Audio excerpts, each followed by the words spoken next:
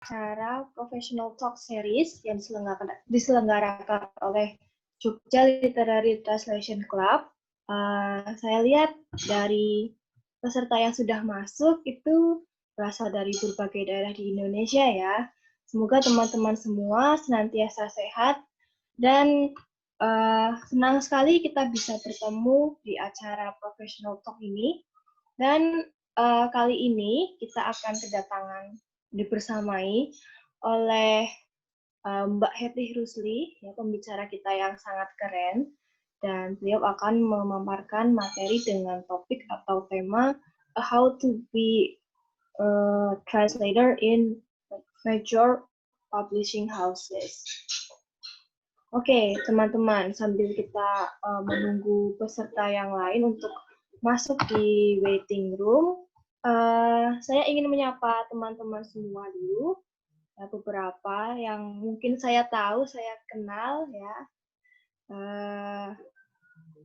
Semoga nanti teman-teman yang belum join JLTC juga bisa join Jogja Literary Translation Club supaya kita bisa lebih mengenal dan tentunya nanti akan bisa mengikuti acara-acara lain dari JLTC. Jadi tidak ketinggalan info dan juga pasti selalu ada diskon buat anggota JLTC untuk setiap agendanya. Jadi nanti di bulan selanjutnya, bulan Juli juga ada seri lain, seri selanjutnya dari Professional Talk ini. Nah, nanti ditunggu aja infonya dan juga publikasinya. Dan juga agenda-agenda lain seperti seminar penerjemahan. Dan mungkin nanti kalau misalkan pandemi COVID-nya itu sudah mereda, kita bisa mengadakan workshop ya yang offline. Karena kan kalau online itu agak susah ya kalau mengadakan workshop karena harus aplikasi atau harus praktik seperti itu. Ya, teman-teman, kurang lebih sudah ada 75 yang sudah masuk. Jadi mungkin kita akan segera memulai sesinya. Nah, kita sambil sapa-sapa dulu. Siapa tahu ketemu teman lama di acara ini. Gitu. Ya, tidak sengaja bertemu di acara JLTC. Nah, wah ini saya kenal Miss Dita ini. Halo Miss Dita, apa kabar? Ada Miss Frida juga. Ya. Ada Mbak Dina Begum. Apa kabar Mbak? Ya, ada juga. Ada Mem Marni, ya. Mem Marni ini salah satu speaker di seminar JLTC tahun lalu. Nah, semoga nanti di sesi yang lain kita bisa berkolaborasi lagi ya, Mem. Banyak juga teman-teman yang sudah langganan ya mengikuti acara JLTC. Wow, ya semoga kita bisa lebih sering berkumpul bersama dan membahas topik-topik yang menarik, terutama mengenai dunia penerjemahan. Oke, teman-teman, untuk sesi professional talk yang pertama ini, yang dibersamai oleh Mbak Hetty, ya, kita akan mengawalinya dengan sesi pemaparan materi dari Mbak Hetty Rusli, kemudian setelah itu kita akan lanjutkan dengan question and answer. Jadi saya mohon teman-teman untuk mute audio teman-teman semua ketika pemaparan materi. Kemudian nanti pada saat Q&A kalian bisa bertanya langsung ya dengan menunjukkan reaction ya yang angkat telapak tangan itu. Kemudian nanti akan saya pilih teman-teman yang mau bertanya. Terus kalian teman-teman juga bisa langsung menanyakan pertanyaannya ya, dengan cara di-unmute, atau teman-teman juga bisa memberikan pertanyaannya lewat grup chat. Nanti akan saya bacakan pertanyaan teman-teman yang ditujukan untuk Mbak Hetty ya. Kurang lebih seperti itu teman-teman. Apakah ada yang mau ditanyakan? Kalau kita langsung lanjut saja, sepertinya udah nggak sabar ya mau mendengarkan pemaparan dari Mbak Hetty. Nah, teman-teman, kita langsung memberikan waktu dan juga kesempatan untuk Mbak Hetty. Nanti screen-nya yang akan saya tunjukkan dulu. Nah.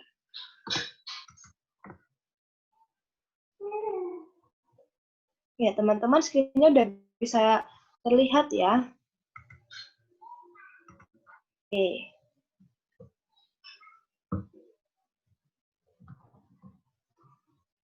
Oke.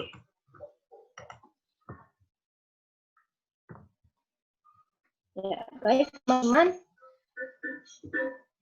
Apakah Mbak Hetty sudah siap untuk memaparkan materinya mengenai menjadi penerjemah di penerbit buku? Masihkah diperlukan? Wah, ini pertanyaan yang sangat-sangat ditunggu oleh teman-teman ya, sepertinya. Oke. Baik, Mbak Hetty, silakan.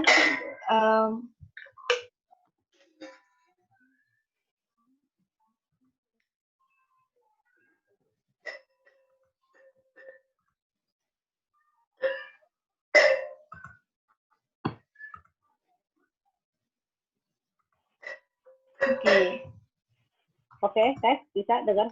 Sorry, ada sedikit masalah di audio. Dan sebelumnya minta maaf dulu kalau di belakang ada ini kucing saya muncul. Dia suka jadi bintang tamu. Nama saya Hetty. Saya sudah jadi penerjemah sejak tahun 2000, jadi sekitar kurang lebih 20 tahun. Penerjemah buku, pertama memulai karir sebagai penerjemah, lalu menjadi editor di Gramedia Pustaka Utama. Sekarang juga memegang IP Management di Rekata Studio, jadi selama 20 tahun itu pekerjaannya nggak pernah jauh dari dunia buku. Terima kasih sebelumnya kepada semua yang sudah hadir di sini, kepada teman-teman yang mau meluangkan waktu untuk mengikuti apa sih istilahnya ini webinar ya. Terima kasih sebelumnya. Mungkin kita bisa mulai. Saya sengaja nih kasih judul penerjemah di penerbit buku masihkah diperlukan, karena ini salah satu topik yang pertanyaan yang sering juga muncul. Seberapa penting sih menjadi penerjemah? Apalagi zaman sekarang kan orang bisa banyak bahasa nih, mempelajari banyak bahasa, kayak bahasa Inggris tuh kayak semua orang tuh udah bisa gitu loh, udah kayak oke, gitu kan. Terus apalagi dengan adanya Google Translate dan segala macam mesin-mesin translator itu, sebenarnya seberapa ininya sih kita sebagai manusia, sebagai penerjemah, apa yang mesti kita lakukan kalau kita mau jadi penerjemah dan sebagainya. Mungkin kita akan teruskan. Kita santai aja ya. Oke, next.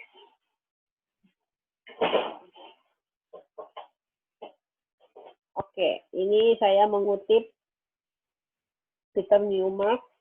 Translation itu adalah a craft consisting in attempt to replace a written message and or statement in one language by the same message and or in statement in another language. Teman-teman bisa baca. Jadi craft itu saya melihat sama seperti Peter Newmark ini, saya melihat penerjemahan itu sebagai satu seni. Jadi ya teman-teman bisa baca sendiri, satu seni untuk menyampaikan pesan dari satu bahasa ke bahasa lain dengan inti yang sama. Next, please. Oke. Sebelumnya saya mau cerita dulu bahwa saya sebenarnya bukan orang yang belajar menjadi penerjemah. Saya itu otodidak. Jadi tapi saya melihat selama 20 tahun ini, saya melihat apa sih sebenarnya yang penting dari penerjemahan itu ada 3.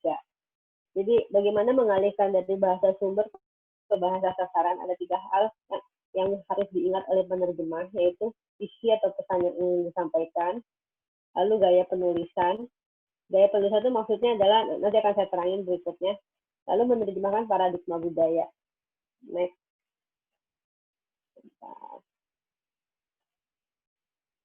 Oke, sebentar ya, saya tuh orangnya suka banget sama kutipan. Jadi buat saya, apa namanya, karena saya belajarnya juga dari membaca, nah ini salah satu kutipan yang saya suka. Teman-teman baca dulu, silakan. Oke. Itu ada kaitannya tadi dengan, sebentar.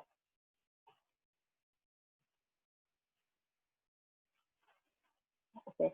Ada kaitannya tadi dengan yang sebelumnya, layar sebelumnya tadi, ingat 3 dengan isi dan pesan yang ingin disampaikan. Nah, ini menjawab pesan nomor 1, poin nomor 1. Next tadi kutipannya. Oke. Jadi si penerjemah itu harus menjadi penyampai pesan yang jujur sejujur-jujurnya.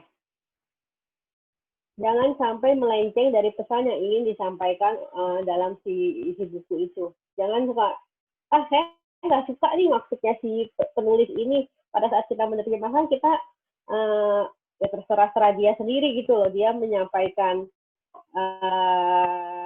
secara salah gitu, secara mungkin ada saya pernah baca penerjemahan yang bisa ngelantur sendiri gitu loh, padahal isinya nggak seperti itu gitu. Jadi ingat bahwa kita itu seperti orang yang bersaksi dan ingin menyampaikan kebenaran, itu harus kita ingat. Jadi apa namanya, kejujuran tadi, kejujuran dalam arti adalah jangan sampai melenceng dari pesan yang ingin disampaikan pada saat kita menerjemahkan. Next. Kedua, tadi gaya penulisan. Nah, untuk fiksi terutama, setiap penulis itu punya gaya sendiri. Ada penulis yang suka berpanjang-panjang dengan paragraf-paragraf yang penuh banget. Tapi kita nggak suka nih sebagai penerjemah. Saya ganti aja lah, saya break semua. Ini nggak bisa, itu nggak boleh. Itu kayak, apa namanya, seperti kata Iris Murdoch, dibaca dulu.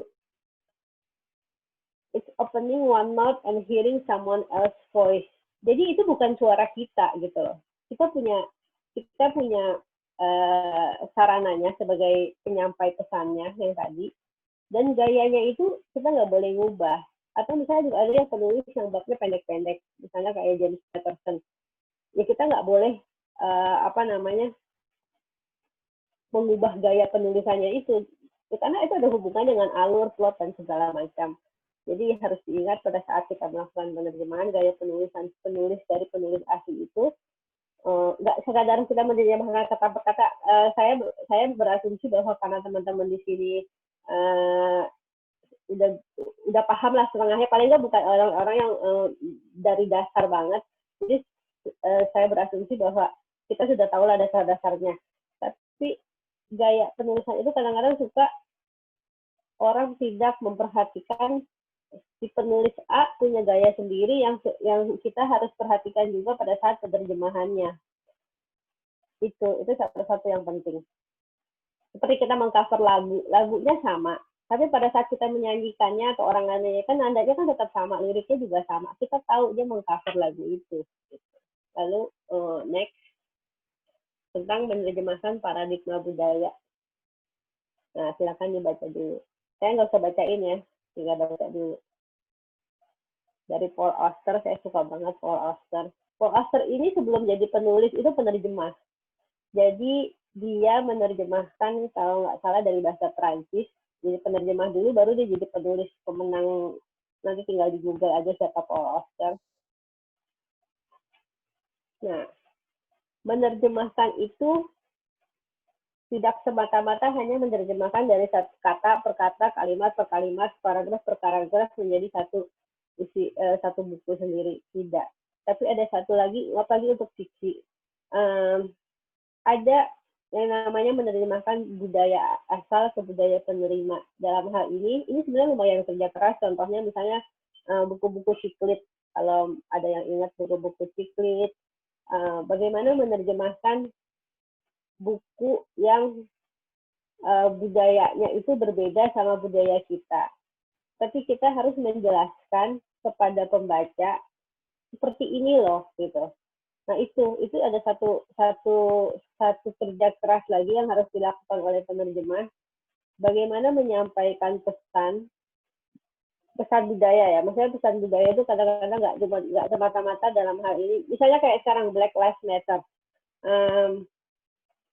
Ada buku misalnya tentang kulit hitam. Bagaimana tentang kekerasan terhadap kulit hitam di Amerika.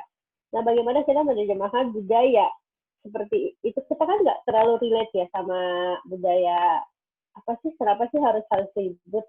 Nah, bagaimana menerjemahkan satu buku yang misalnya isinya tentang Black Lives Matter ke dalam bahasa Indonesia dengan budaya yang bisa diterima, dalam arti bukan budaya semata-mata budaya ini ya, budaya kita jangan bicara budaya seperti seni tari atau apa, tapi satu ide tentang kekerasan yang juga sebenarnya dialami sebenarnya mungkin dalam rasisme itu ada di banyak negara. Hampir semua negara itu pasti punya sejarah rasisme sendiri.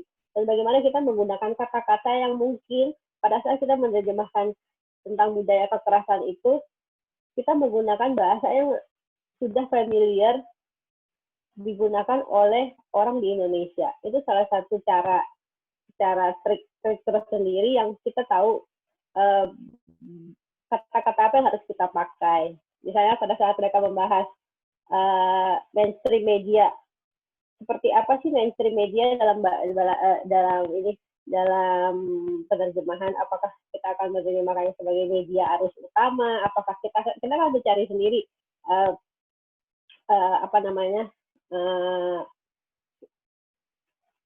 kata-kata apa yang biasa digunakan oleh orang-orang di Indonesia pada saat konteksnya itu konteks budaya. Itu contoh, itu contoh. Oke, ini sebenarnya next yang menarik karena banyak orang ikut sebenarnya mau ini nih, pertanyaan ini nih yang kayaknya FAQ-nya nih. Next please. Oke. Ada teman-teman di sini yang udah jadi penerjemah. Saya tadi lihat juga beberapa nama-nama yang udah dikenal. Apa sih kualifikasinya? Syaratnya apa jadi penerjemah? Syaratnya itu apakah harus sekolah dan segala macam? Ini pertanyaan yang mungkin udah ada di dalam hati teman-teman. Kualifikasinya apa? Syaratnya apa? Ya kualifikasinya salah satunya adalah paham bahasa penerima. Bahasa sasaran tadi. Itu yang harus lebih dipahami dibanding kita harus paham juga artinya, bahasa aslinya. Tapi ada juga yang banyak dilupakan oleh orang-orang melamar jadi penerjemah. Yang paling sering nggak lulus. Ada tes menjadi penerjemah pada saat misalnya masuk ke Gramedia Pustaka Utama, itu ada tesnya. Tapi yang sering banget nggak lulus adalah di bahasa Indonesianya. Jadi bahasa Indonesianya tuh hancur-hancuran gitu. Jadi itu sebenarnya lucu gitu. Oke, saya TOEFL-nya 600, saya nggak tahu ada TOEFL 600 gitu kan. Misalnya 600, tapi pas dia dites bahasa Indonesianya kacau gitu. Dia paham bahasa Inggrisnya, dia bisa bahasa Inggrisnya. Mungkin secara grammar, secara vocab itu dia mungkin paham bahasa Inggrisnya. Tapi pada saat dia melamar menjadi penerjemah, dia nggak bisa menerjemahkan bahasa Inggris itu ke dalam bahasa Indonesia yang memang bisa dipahami gitu. Jadi penerjemah itu bukan sekadar kata per kata, satu kata gitu. Kalau kayak gitu balik lagi Google Translate juga bisa melakukan itu. Ngapain aku mau pakai manusia, ya kan? Ada loh penerjemah yang Google Translate banget gitu. Itu saya nggak tahu apakah dia menerjemahkannya beneran atau dia pakai Google Translate gitu kan. Terus yang satu kualifikasi dan syarat yang paling penting adalah paham betul bahasa penerima. Seperti kalau nggak salah Pak Sapardi Djoko Damono pernah bilang, saya lupa ya, ini benar, saya juga agak lupa, bahwa kita lebih paham bahasa penerjemahan dibanding bahasa penerima dibanding bahasa aslinya pada saat menjadi penerjemah.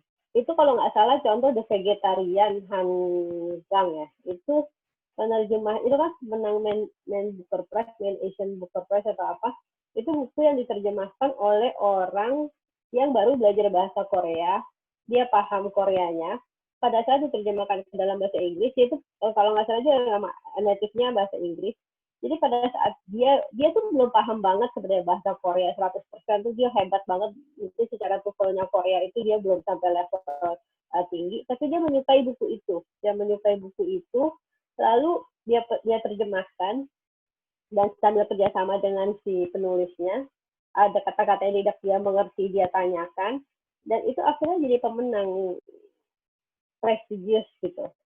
Itu salah satu contoh, mungkin teman-teman di sini bisa nge-google tentang hal vegetarian. Saya suka banget baca cerita itu.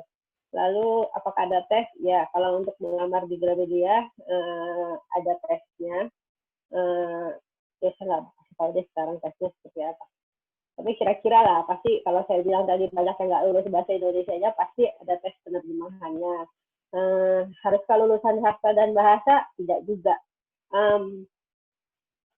Tidak juga karena kamu lulusan, saya banyak ketemu teman-teman yang lulusan sastra bahasa tapi nggak suka baca, itu sedih sih. Maksudnya kamu kok, ya saya nggak berusaha mengejudge apa menilai ini yang menulis, cuma kalau nggak suka baca tapi mau jadi penerjemah novel tapi nggak pernah baca novel-novel seperti itu, agak gimana ya gitu ya, karena ada kekayaan tersendiri pada saat kita sering membaca. Ada kita jadi kaya dalam arti banyak kata-kata baru yang kita baca yang akan masuk ke dalam kita gitu.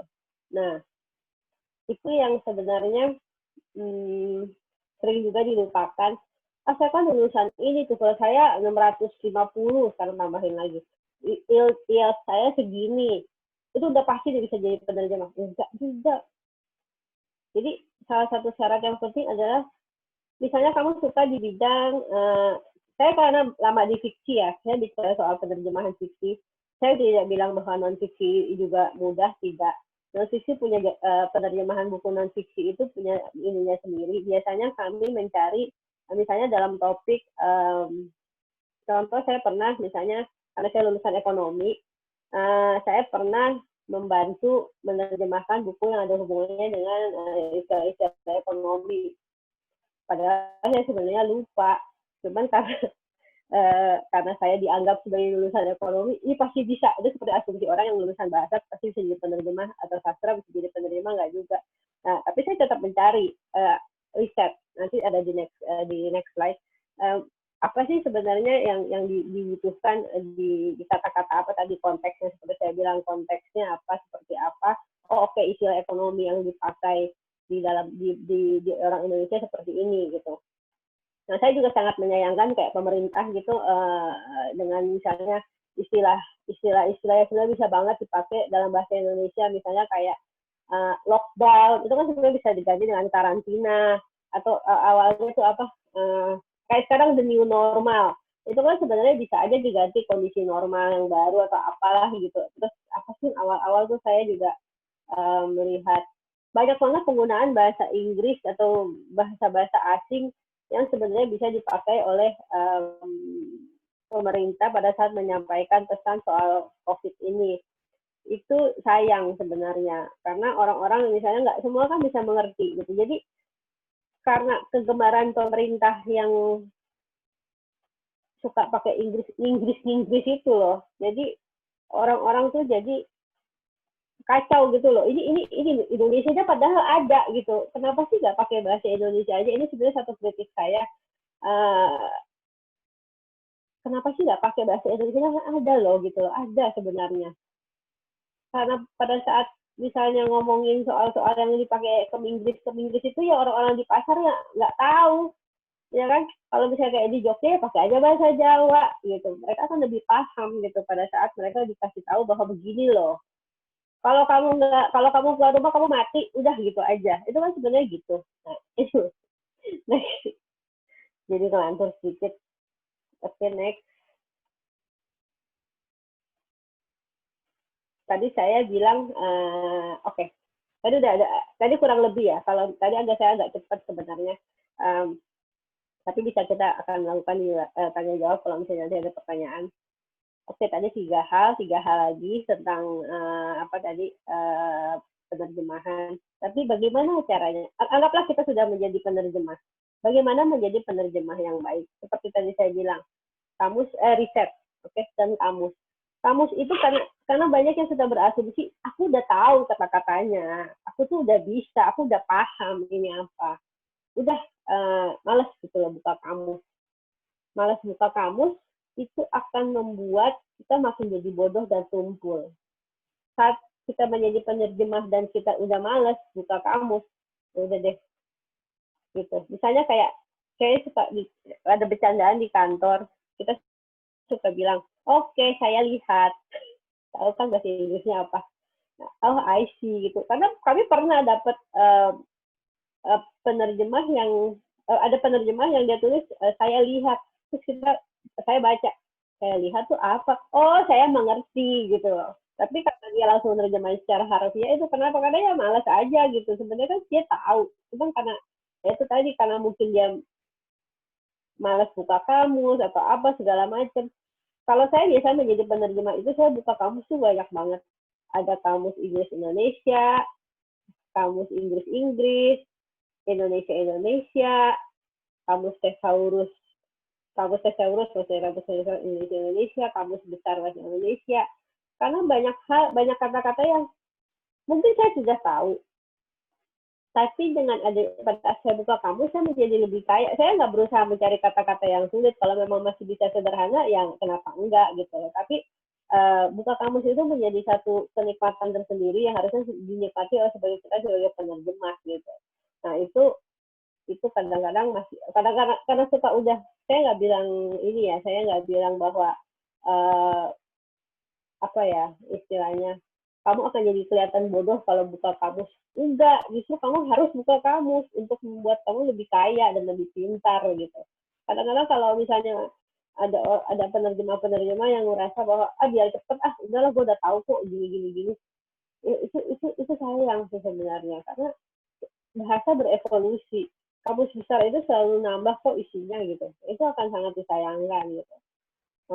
Dan satu lagi adalah riset. Seperti tadi saya pernah diminta bantuan untuk buku ekonomi, tapi saya sebenarnya udah lupa karena saya kuliah udah 25 tahun, 20 berapa tahun yang lalu.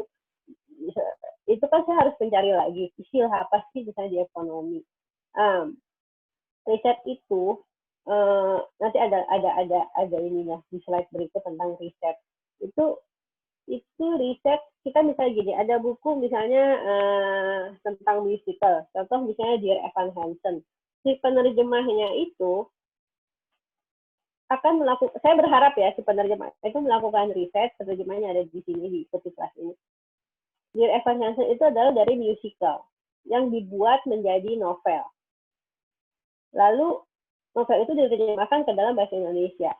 Nah, saya berharap si penerjemahnya paling tidak mencari tahu apa sih Dear Evan Hansen itu, topiknya apa. Lalu dia akan mencari tahu lagi dengan musiknya, karena itu musiknya ada di liriknya, itu akan ada di dalam novel. Nah, bahkan lebih jauh lagi, kalau dia bisa dapetin, ya untuk nonton kita belum, karena dia adanya di Amerika dan di Inggris ya, saya tidak berhak. Ya dia nggak balik modal lah kalau dia risetnya sampai harus ke Inggris. Tapi mungkin dia bisa melihat video-videonya di YouTube kan banyak tuh. Nah pada saat editornya, bahkan pada saat saya memilih editor untuk mengedit itu, saya mencari editor yang memang paham, yang suka, paling tidak suka lah tentang musical. Itu sampai dia si penerjemahnya, si editornya itu bilang gini, aku pas ngedit ini sampai ngulang-ngulang lagunya. Wah, saya udah senang. Saya paling tidak saya sudah tenang. Ini buku sudah di tangan yang tepat. Dari penerjemahnya, dari editornya, itu sudah melakukan riset. Jadi pada saat nanti sampai ke pembaca Indonesia, saya berharap bukunya belum terbit. Saya berharap bukunya itu bisa lebih dipahami, seperti tadi ada konteks budayanya, ada itu tentang bullying, ada tentang mental health, dan itu bisa ditarik konteksnya ke dalam bahasa Indonesia, ke dalam pembaca Indonesia, ke dalam pikiran pembaca Indonesia. Saya belum lihat nih hasilnya seperti apa. Saya saya berjudi aja nih di sini bahwa buku itu akan baik gitu loh pada hasil bahasa Indonesianya. Karena riset tadi itu ada, dan saya yakin penerjemahnya buku kamus banyak kok. Karena istilah-istilah misalnya tentang kesehatan mental, misalnya tentang kejiwaan dan segala macam, itu kan apa sih, itu harus diketahui kan konteksnya seperti apa dalam bahasa Indonesia. Oke, tadi riset. Saya paling suka riset. Next. Contoh menjadi penerjemah yang baik soal kamus dulu. Terus next. Nah, ini bisa kelihatan nggak? Ini dari Mockingjay. Dibaca dulu. Silakan, saya kasih waktu. Oke, salah satu kesulitan dalam penerjemahan itu adalah ini saya suka banget terjemahin ini karena saya menghabiskan waktu hampir 2 minggu untuk berpikir untuk menerjemahnya gimana ya. Kalau misalnya kita lihat dalam bahasa Inggrisnya ini kan semuanya pakai berima ya. Ini berima. Ini sebenarnya masih ada, ini panjang, masih ada 2 bait lagi, cuman saya ambil 2 aja. Kalau ada yang baca. Bagaimana karena tadi saya harus menyampaikan pesan si penulis, tadi apa pesan dengan benar. Kedua, gaya bahasanya. Lalu ketiga adalah budayanya. Oke. Pesannya itu seperti ini, dan gaya bahasa adalah dia harus berima. Bagaimana saya membuat rima dengan konteks yang harus benar gitu. Saya bisa aja terjemahin dua sampai 10 menit juga selesai kalau saya langsung terjemahin. Cuman kenapa saya harus mikir? Karena saya harus bikin dia rima. Tapi dalam arti yang harus tetap sama dan benar gitu. Ini sesuatu kenikmatan tersendiri sebagai penerjemah, ya kan? Nah, ini salah satu contoh. Ini satu yang ya saya suka karena saya menghabiskan waktu sampai 2 minggu untuk mikir buka tutup kamus, gimana caranya Willow, Kemilau, mengantuk, mengetuk, hangat, jahat, nyata, cinta. Ya kan, ya kayak gini lah. Ini itu yang ya itu tadi yang 3 hal tadi yang saya bilang, menambah secara tepat, gaya bahasanya, dan tadi budayanya juga seperti apa. Itu yang karena ini satu lagi yang kata here saya harus membuatnya di mabok kan. Gitu. Nah, tapi harus endingnya ada at dan tak ya. Tak dalam arti karena saya berasumsi dia warm, harm, true, you. Nah, ya gitulah. Ya. Next. Nah, story set. Ini Ready Player One.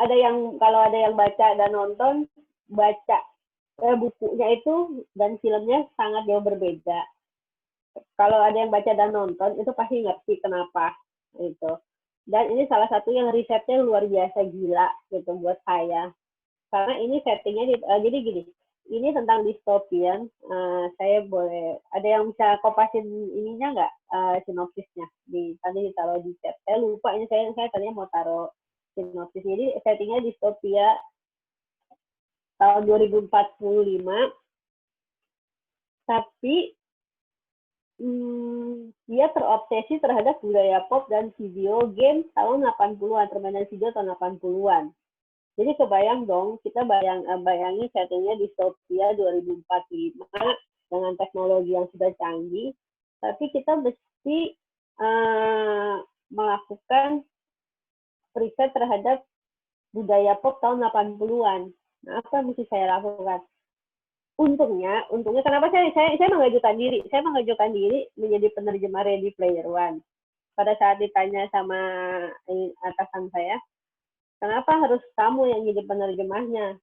Terus saya bilang, ya karena coba saya itu bisa, bukan saya sombong, tapi iya karena ini harus riset luar biasa. Kalau misalnya orang itu tidak melakukan riset dan tidak paham budaya pop tahun 80-an, itu akan setengah mati. editor akan mati-matian menerjemahkannya gitu, karena pasti ngawur semua. Dan kita nggak mungkin dong kalau ada bagian-bagian yang kita nggak paham, aku pakai apa tuh namanya catatan kaki deh biar ini bisa lama-lama tuh buku jadi buku pelajaran apa namanya budaya pop tahun 80-an dalam era distopia nih judulnya. Nah itu kenapa risetnya. Nah next please. Nah ini yang saya riset. Kenapa saya sampai nonton lagi Blade Runner. Padahal saya udah nonton gitu. Tapi saya nonton lagi Blade Runner karena ini dalam buku ini ada konteksnya. Ini saya nggak mau spoiler, tapi ada yang harus saya lihat lagi di film itu karena dia menceritakan tentang si Blade Runner dalam dipadukan dalam cerita. Yang tengah itu gambarnya Matthew Broderick itu karena si penulis memasukkan banyak sekali film-film tahun 80-an. Mungkin teman-teman malah belum lahir ya, maksudnya tahun 80-an.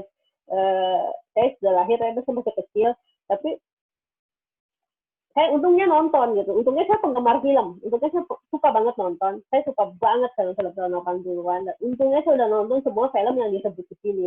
Tapi demi riset, enggak semua, banyak film yang saya sudah tonton, tapi demi riset di buku ini, saya mesti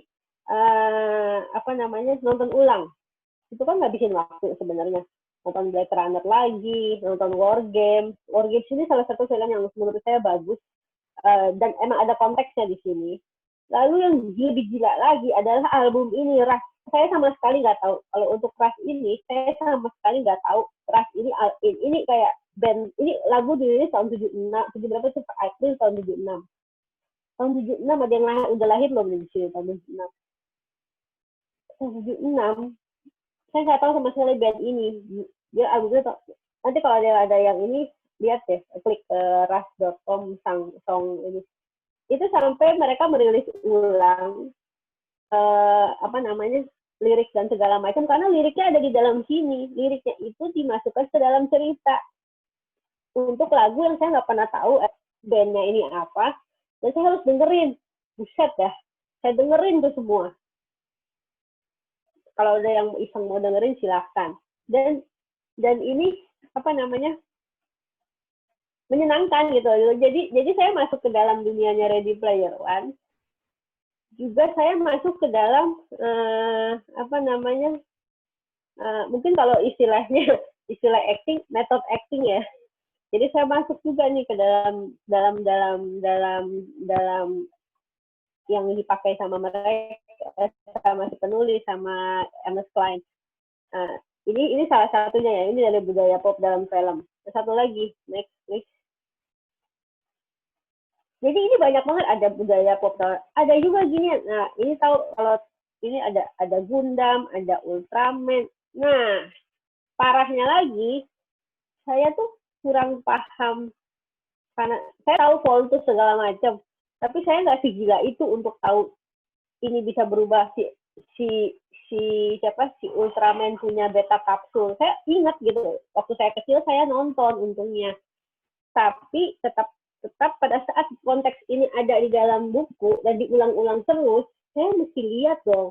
Misalnya pada saat ini ada Mecha Godzilla, yang tengah ini adalah Mecha Godzilla yang silver itu. Saya kan lupa ya Mecha Godzilla seperti apa. Saya harus cari. Untungnya di zaman sekarang, di era internet ini, kita lebih gampang melakukan riset. Saya misalnya harus menggambarkan Mecha Godzilla, bla bla bla bla bla bla bla. Lalu saya harus mencari tahu bentuknya seperti apa pada saat dia menggambar, sebesar apa dia. Nah, pada saat dia melawan, ini sebenarnya spoiler without context ya. Kalau misalnya nggak baca juga nggak. Kalau misalnya belum baca, saya nggak akan spoiler banyak. Jadi pada saat mereka bertarung, saya masih tahu sebesar apa dia. Pada saat si Gundam jadi Gundam,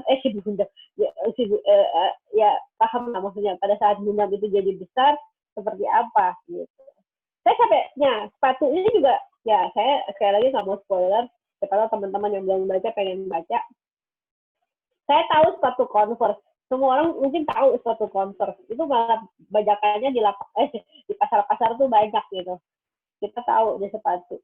Tapi pada saat sepatu itu muncul di sini, saya sama seperti seperti apa yang kita asumsikan, saya pernah nonton, saya asumsikan saya tahu Ultraman, saya tahu Gundam, saya tetap harus nonton lagi, saya harus tetap lihat lagi seperti apa, karena diulang-ulang. Dan misalnya saya sepatu Converse, saya tahu sepatu Converse ini, tapi saya tetap harus mencari tahu gitu. Ini kenapa Converse-nya? Gitu. Ini semua budaya kok ke 70-an sebenarnya. Tadi 80-an, ini 70-an. Converse ini, saya sampai bacain sejarahnya Converse, segala macam. Saya, ya bla bla bla, saya sampai cari tahu. Walaupun sepatu ini sering banget, kalau kita berasumsi, gue tahu kok Converse ya itu kan, ada kok di pasar mana, di pasar Palmera, karena saya di pasar Palmera. Di pasar Palmera ada tuh yang bajakan kopiannya cuma 75.000, tapi bukan itu konteksnya gitu. Tapi saya tetap harus mencari tahu seperti apa bentuk sepatunya. Oke, sepatunya seperti ini. Walaupun saya tahu gitu, tapi tetap harus melakukan riset gitu. Itu dua contoh yang apa namanya. Ini salah satu riset, dan nanti kalau ada pertanyaan silakan. Ini salah satu contoh yang saya lakukan gitu. Saya masuk ke dunianya. Saya masuk ke dunianya si Wade ini, seperti apa dunia tahun 80-an. Maaf, saya berantak. Seperti apa dunia tahun 80-an dan tahun 70-an, yang saya berusaha kenang lagi. Walaupun sekali lagi saya pernah nonton, saya pernah tahu, tapi saya tetap harus nonton ulang gitu. Dan saya masuk, saya menyatu ke dalam si tokoh gitu. Makanya kadang-kadang saya suka, contoh lagi, saya waktu nerjemahin Jadi Pickles My Sister's Keeper, itu saya nangis banget. Saya membayangkan kakak saya sakit, ibu saya sakit. Wah, itu sih saya nangis dulu. Setiap saya mau menerjemahkan itu saya nangis dulu gitu. Ya itu tadi. Terus sama misalnya Brokeback Mountain, bagaimana menerjemahkan dua koboi. Itu salah satu, Brokeback itu salah satu penerjemahan yang gaya bahasanya sangat unik, karena Annie Pro itu kan pemenang apa, dan dia itu punya gaya bahasa yang unik yang saya tidak bisa, dan dia menggunakan dialog-dialog yang memang untuk bahasa orang sederhana, level cowboy. Nah, bagaimana menerjemahkan level cowboy, omongan cowboy? Kita nggak mungkin mau memakai bahasa, ya aku merindukanmu, Jack, kalau nggak salah Jack. Itu kata yang nggak akan dipakai oleh si cowboy gitu. Dan saya harus memikirkan bagaimana konteks budaya dan gaya bahasanya yang digunakan oleh si penulis pada saat menerjemahkan si Brokeback itu. Contoh juga, saya nggak ada gambarnya sih Brokeback Mountain. Kalau ada yang teman-teman nonton, ada yang baca juga. Kalau kebetulan itu bukunya tipis, tapi itu salah satu buku yang sulit, karena saat saya baca, saya tahu ini ada maksudnya. Si Annie Pro sebagai penulis ini ada maksudnya. Karena saya pernah baca bukunya yang lain, The Shipping News, itu beda gaya bahasanya. Dan saya harus hati-hati sekali bagaimana menerjemahkan dialog-dialog itu. Hati-hati dalam arti gini, bagaimana sih dua cowboy ngobrol? Mereka kalau ngobrol pasti agak kasar gitu kan. Nah, bagaimana menerjemahkan kekasaran itu ke dalam bahasa Indonesia? Itu bahkan saya dapat kritik bahwa ini lu masih cewek banget, dia bilang. Ada yang bilang ini penerjemahan lu masih cewek banget, karena terasa ceweknya, padahal harusnya lebih cowok lagi, lebih kasar lagi gitu. Tapi saya pada saat itu saya udah merasa pada saat itu saya udah semaksimal mungkin menerjemahkan dialog dua cowboy yang nggak sekolah tinggi ngobrol gitu. Itu teknik bukan teknik, sebenarnya banyak buka kamus sekali lagi, sama membayangkan kondisi-kondisinya tadi. Oke. Next. Halo. Oke. Tadi kan pertanyaan awal adalah masihkah dibutuhkan. Ini menurut saya, selama buku masih ditulis oleh manusia, sama itu juga penerjemahan manusia masih dibutuhkan. Oke, saya nggak bilang bahwa mungkin suatu hari manusia siapa tahu mesin ini, kalau ada yang nonton Space Odyssey, Saya anaknya suka banget nonton dan baca, jadi I'm sorry deh, I'm sorry, I cannot do that. Jadi AI-nya itu sudah canggih sampai bisa merasakan emosi di film ini ya. Eh, ini saya menonton 2001 Space Odyssey ini demi riset untuk jadi pembicara di sini. Karena saya bertanya apakah penerjemah itu masih dibutuhkan di dalam dunia yang sudah teknologinya masih canggih ini. Tapi pada saat saya nonton ini saya punya jawabannya. Jawabannya adalah sama buku masih ditulis manusia. Sama itu juga penerjemah manusia masih dibutuhkan gitu. Jadi ya sama teman-teman di sini masih pada manusia semua ya, dan yang nulis buku masih manusia. Tapi tahu kan, siapa tahu teknologi 10 tahun lagi, 20 tahun lagi udah ada novel yang ditulis oleh AI gitu kan. Nah, kalau udah ada AI bisa nulis, ada AI temennya nih yang bisa menjadi penerjemahnya. Tapi sekali lagi, apakah ada jiwanya di situ saya nggak tahu. Tapi kalau teman-teman nonton Space Odyssey, kekhawatiran kita terhadap ini selalu tahun 68 loh gitu. Dan saya nggak tahu manusia udah benar di bulan benar tahun 68 gitu, dan Mars itu mungkin masih kayak Pluto masih planet gitu, dan apa namanya ya itu tadi jawaban saya, selama itu juga manusia masih dibutuhkan. Oke, sekian dulu ini dari saya sharingnya. Aduh, kalau sudah kelamaan nih karena yang dapatnya saya sebenarnya di atasnya 45 menit katanya, jadi saya udah ya pas lah ya. Oke teman-teman, kalau ada pertanyaan silakan. Mungkin ada. Baik, terima kasih materi yang disampaikan oleh Mbak Hetty. Jadi pertanyaannya tuh udah langsung dijawab ya. Tadi kan di awal presentasi ada pertanyaan penerjemah di penerbit buku masihkah diperlukan. Nah ini ditutup dengan jawaban dari Mbak Hetty ya. Selama buku masih ditulis itu masih diperlukan penerjemah. Ditulis oleh manusia. Oh iya, penerjemah mesin soalnya itu juga ya. Iya, kalau penerjemah mesin ya itu. Kalau yang nulisnya udah mesin ya temennya ya kan, temenan. Oke, jadi saya mau merangkum sedikit dari yang disampaikan oleh Mbak Hetty. Jadi biar teman-teman ingat tadi yang sudah dibahas dan disampaikan itu apa aja. Jadi tadi membahas mengenai itu ya, pesan dan makna yang harus disampaikan oleh penerjemah ya, dari penulis, dan juga harus menyampaikan gaya penulisan pengarang dan menerjemahkan paradigma budaya. Jadi itu contoh yang puisi yang di Mockingjay itu saya sangat terpesona sekali Mbak Hetty, soalnya bahasa Indonesianya versi terjemahan Indonesianya itu sangat bagus sekali, jadi kayak seolah-olah kayak puisi baru ya dalam bahasa Indonesia. Rimanya itu soalnya juga saya di kelas berusaha menerjemahkan puisi untuk mempertahankan rima, tapi juga harus mempertahankan makna dari puisi, itu sangat sulit sekali. Betul, ini betul. sangat mempesona dan bikin saya jadi wah keren banget Mbak Eti gitu. Ya itu kebetulan contoh yang saya ingat aja, maksudnya pasti ada buku-buku di luar sana yang bukan saya yang nerjemahin, pasti masih banyak sih. Saya nggak bisa bayangin proses dibaliknya itu gimana. Nah itu artinya itu udah benar kalau pada saat kita nggak bisa membayangkan Inggrisnya aslinya seperti apa, itu artinya satu langkah yang benar dilakukan oleh si penerjemah gitu. Baik Mbak, baik. Ya.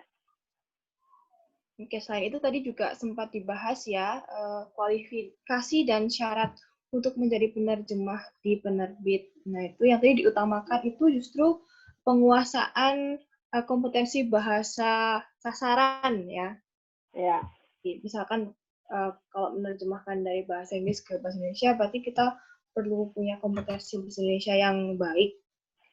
Dan juga tes menjadi penerjemah itu ada tadi ya, menerjemahkan ke bahasa Indonesia. Salah satunya yang bikin banyak gagal itu ternyata ya. Iya. Jadi agak ironis gitu ya. Dan tenang teman-teman, untuk yang bukan lulusan sastra dan bahasa, pekerjaan penerjemah itu tidak hanya untuk yang lulusan sastra aja kok. Nah juga yang lulusan sastra belum tentu suka baca ya, padahal untuk menjadi penerjemah itu salah satu mungkin yang membantu kita menjadi penerjemah yang baik itu dengan banyak membaca, ya. Nggak cuma baca kamus, tapi mungkin baca karya-karya yang lain, kayak karya penerjemah seperti itu. Saya juga mau sedikit bertanya nih ke Mbak Heti. Saya tuh penasaran banget, ya. Tapi ini mungkin bukan kaitan dengan bagaimana menjadi terjemah sih. Kalau saya lihat tren buku terjemahan di Indonesia ini, kalau saya lihat tahun, ya mungkin sekitar tahun 90-an ya, waktu saya masih kecil itu, saya baca buku-buku terjemahan dalam Indonesia itu, judul-judulnya, terus juga nama-nama tokohnya itu diterjemahkan ke bahasa Indonesia.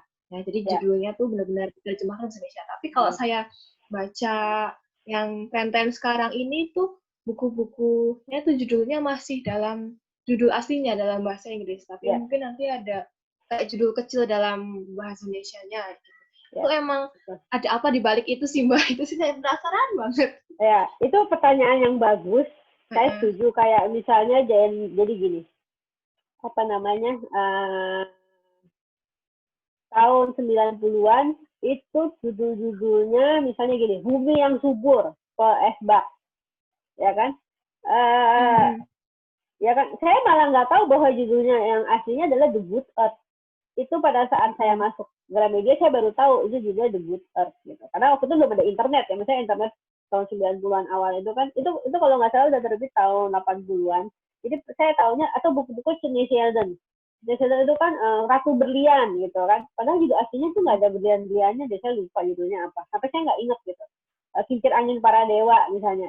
Kita tahu judul bahasa Indonesianya pada saat itu. Kenapa pada saat sekarang judul-judulnya pakai bahasa Inggrisnya? Ya kan? Itu pertanyaan yang menarik karena gini loh, buku-buku novel-novel, perhatikan juga novel-novel terbitan Indonesia, novel-novel bahasa Indonesia ya, itu banyak banget pakai judul bahasa Inggris. Jadi ada satu tren yang terjadi. Nah, kenapa saya bukan orang yang belajar linguistik dan budaya, jadi saya nggak tahu kenapa sejak tahun 2000-an itu banyak novel Indonesia yang memakai judul bahasa Inggris. Judulnya aja bahasa Inggris gitu. Jadi pada saat kalau misalnya kita pakai, jadi ada keputusan, semacam keputusan bersama, konsensus yang tidak resmi. Oke, kalau kayak gini kan pada saat kita tampilin novel itu misalnya dengan judul bahasa Indonesia, Bumi yang Subur, Paul S. Bach, nanti dikiranya itu novel lokal. Jadi kita pakai bahasa Inggrisnya, lalu kecilnya bahasa Indonesianya gitu. Tapi ada lagi yang menarik adalah buku yang non fiksi itu loh, yang apa, yang apa tuh, yang buku keduanya yang segala-galanya ambiar itu loh. Yang Mark Manson itu seni bersikap masa bodoh. Tahu kan judul bahasa Indonesianya apa? Bersikap bodoh amat atau masa bodoh sih? Bersikap seni bersikap, sebuah seni untuk bersikap bodoh amat. Itu mengubah buku non-fiksi. Itu mengubah tren buku non-fiksi. Kenapa? Karena kalau kita pakai, itu salah satu buku sukses, itu buku laris banget, bukunya Mark Manson ini. Jadi, ini di bahasa Inggris kan apa? The Subtle Art of Not Giving a Beep. Ya kan? Tapi si editor, menurut saya keputusan editor ya, bisa menerjemahkan judul The Subtle Art of Not Giving a Beep ini sebuah seni untuk bersikap bodoh amat. Dan itu sukses gitu. Dengan cover yang mirip, dengan font yang ditulis dengan cover yang seperti itu. Saya rasa itu satu kecerdasan, satu teknik, satu hal yang tidak terpikir oleh banyak editor dan tidak terpikir oleh banyak penerjemah untuk melakukan seperti itu gitu. Dan itu salah satu yang sukses. Dan setelah itu perhatikan judul-judul buku-buku dan fiksi setelah si itu terbit, bukunya Mark Manson terbit. Keluar lagi semua dalam bahasa Indonesia. Keluar lagi buku-buku lama, kalau dulu kan misalnya The Art of apa, The Apa of apa gitu, the this gitu. Tapi kalau diperhatiin, itu judul bahasa Inggris yang kita push, kita dorong untuk keluar, untuk karena ya itu tadi mengikuti seni untuk bersikap apa tadi bodoh amat, itu mengubah tren. Jadi kalau ditanya kenapa seperti ini, kenapa seperti itu, ada tren-tren tertentu yang mau nggak mau penerbit harus ikuti. Penerbit harus ikuti ya demi penjualan. Karena kalau nggak ya tetap balik-balik lagi ke penjualan sih gitu. Ada Berarti ada sisi ya, dari ada komposernya. sisi keputusannya. Mungkin kalau misalnya nanti suatu hari bahasa novel-novel bahasa Inggrisnya, bahasa apa yang seperti dulu itu, kayak 5 sekawan deh. Saya aja nggak tahu bahasa Inggrisnya itu apa five, pasti ada five-nya gitu. Tapi apa five ya gitu. Party of Five, oh itu salah, itu film TV. Nah tapi itu karena sudah melekat 5 sekawan, itu kan kita tidak ubah gitu, seperti 5 sekawan. Oke, baik, berarti udah terjawab ya pertanyaan yang ada tren kok, ada tren. Ya itu cuma tren aja sih, tren-tren lokal yang bisa diikutin penerbit. Menarik juga ada pertanyaan dari yang pertama tuh dari Maulana Mualim ini di chat. Untuk bisa menjadi penerjemah di penerbit, apakah penerbit dari waktu ke waktu membuka lowongan sebagai penerjemah mungkin ya? Atau bisa menjadi penerjemah lepas? Oh, berarti mekanismenya apakah? Mekanisme, betul. Pertanyaan bagus lagi. Saya memang berharap pada pertanyaan ini biar saya bisa jelasin. Itu rajin-rajin, ya sekarang ya, kalau dulu kan zaman saya masih koran, kamu buka iklan lowongan kerja dan cari lowongan penerjemah novel, editor buku. Nah, sekarang rajin-rajin ikutin sosmednya penerbit, karena biasanya mereka ada lowongan kok, buka lowongan rutin. Jadi pada saat ini sih belum ada ya kalau di GPU ya, karena ya sekarang lagi pandemi dan segala macam ya, kita lagi mengurangi, dan sebelum dari kemarin itu kan memang trennya lagi buku bahasa Indonesia. Nah tapi rajin-rajin aja follow pada saat mereka buka lowongan, ya coba ajukan lamaran, karena saya dulu begitu gitu loh, saya melamar juga kayak di semua kawan banget, melamar di 3 penerbit Kompas Gramedia waktu itu, tapi yang akhirnya jodohnya di GPU. Ya itu, jadi kalau bisa sih jangan ngirim lamaran gini, pada saat misalnya belum ada lowongan ya sebaiknya nggak usah dikirim, karena banyak juga yang masuk ke saya nggak ada lowongan nih, masuk nih, oke saya simpan, terus tahun depan atau 2 tahun lagi baru ada lowongan, saya udah nggak ingat email 2 tahun lalu, ya kan, email 2 minggu yang lalu aja saya udah nggak ingat gitu kan, bagaimana saya mesti mengingat orang yang pernah melamar 2 tahun lalu pada saat lowongan itu dibuka gitu. Jadi sebaiknya dan jangan mengajukan kalau penerimaan dari satu buku tertentu, belum tentu rights-nya kita punya. Itu juga ada tuh yang melamar seperti itu, dia ngirim tuh satu buku, lo orang kita juga belum nggak tahu rights-nya yang punya siapa, kan nggak bisa ujuk-ujuk menerbitkan satu buku yang rights-nya nggak ada, itu mesti ngurus rights dulu segala macam, belum tentu harganya pas, kayak gitu. Jadi ya mungkin kalau buat latihan boleh gitu, maksudnya siapa Maulana Mualim mau melakukan, Mas Maulana mau melakukan iseng gitu kan sambil latihan, aku mau menerjemah satu buku, silakan, itu kadang-kadang buat latihan aja. Saya dulu juga sering waktu SMA, saya mulai menerjemahkan waktu SMA, iseng nerjemahin, terus pada saat saya kuliah saya dapat tawaran, ya itu sebenarnya karena ya mungkin udah jalan juga, saya sih ketahuan banget ya ada anak-anak kuliah, saya sering bikinin paper teman yang malas nerjemahin, nah saya bikinin tuh dengan bayaran tertentu. Nah sebenarnya nggak boleh ya, tapi itulah memulai karir saya sebagai penerjemah gitu. Jadi mungkin kalau iseng-iseng nerjemahin. Dulu saya suka baca yang saya nggak ngerti, saya ingat banget saya belajar dari Shirley Sheldon. Saya dikasih buku bahasa Inggris, saya lupa judulnya apa, The Other Side of Midnight. Itu buku sampai lecek saya baca. Saya nggak ngerti bahasa Inggris waktu itu saya SMA. Pada saat saya buka, saya bacain, terus tapi satu hari ya saya iseng, saya terjemahin, saya terjemahin satu versi saya sendiri yang jelek banget, kalau saya nggak tahu itu filenya, bukan saya pasti tulis tangan. Jadi saya terjemahin itu mungkin sekitar 100-200-an halaman, bukunya lumayan tebal. Itu saya buat iseng aja supaya saya ngerti, karena saya nggak ngerti bahasa Inggris. Saya buka kamus, saya lihat satu-satu, itu waktu saya masih SMA. Itu saya ya Itu contoh aja sih, contoh latihan. Jadi tunggu lowongan ya Mas. Jadi jangan dikirim-kirim aja. Dan dikirimnya kemana? Kalau dikirim ke saya, ke A, ibu A-nya udah resign 3 tahun lagi kan filenya lamarannya hilang juga, ya kan? Gitu sih. Berarti jadi langsung dikirim ke kontak yang ditonton di itu sosmednya itu ya. Betul. Biasanya lowongan dicantumkan di sosmed atau dicari-cari aja di apa tuh namanya kalau sambil nunggu lowongan, misalnya emang cita-citanya mau jadi penerjemah novel nih, nyari portfolio itu latihan itu misalnya dengan jadi penerjemah. Kan sekarang banyak tuh yang misalnya penerjemah apa, coba aja nyari. Saya juga dulu jadi penerbit kecil, saya dulu pernah didamprat dulu kok. Saya parah banget waktu awal di Kedari itu, saya sambung semua sampai saya dimarahin editor. Nah disitulah saya mulai belajar sebelum saya masuk Gramedia. Jadi saya pada saat itu masih banyak salah gitu. Jadi memang awal-awal ya belajar dulu dan orang di Kedari udah saya nggak ngerti.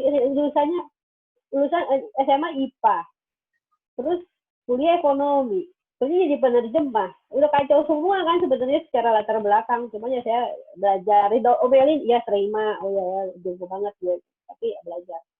Dan itu menjadi penerjemah itu suatu proses belajar yang nggak akan selesai kok gitu. Sama bahasa berkembang, sama kamus itu kan selalu ada ditambah juga semua itu. Kita akan terus belajar sebagai penerjemah. Oke. Jadi kalau penerjemah sekarang ini udah banyak pakai tools juga nggak sih Mbak? Pakai apa? Dalam menerjemahkan pakai tools gitu.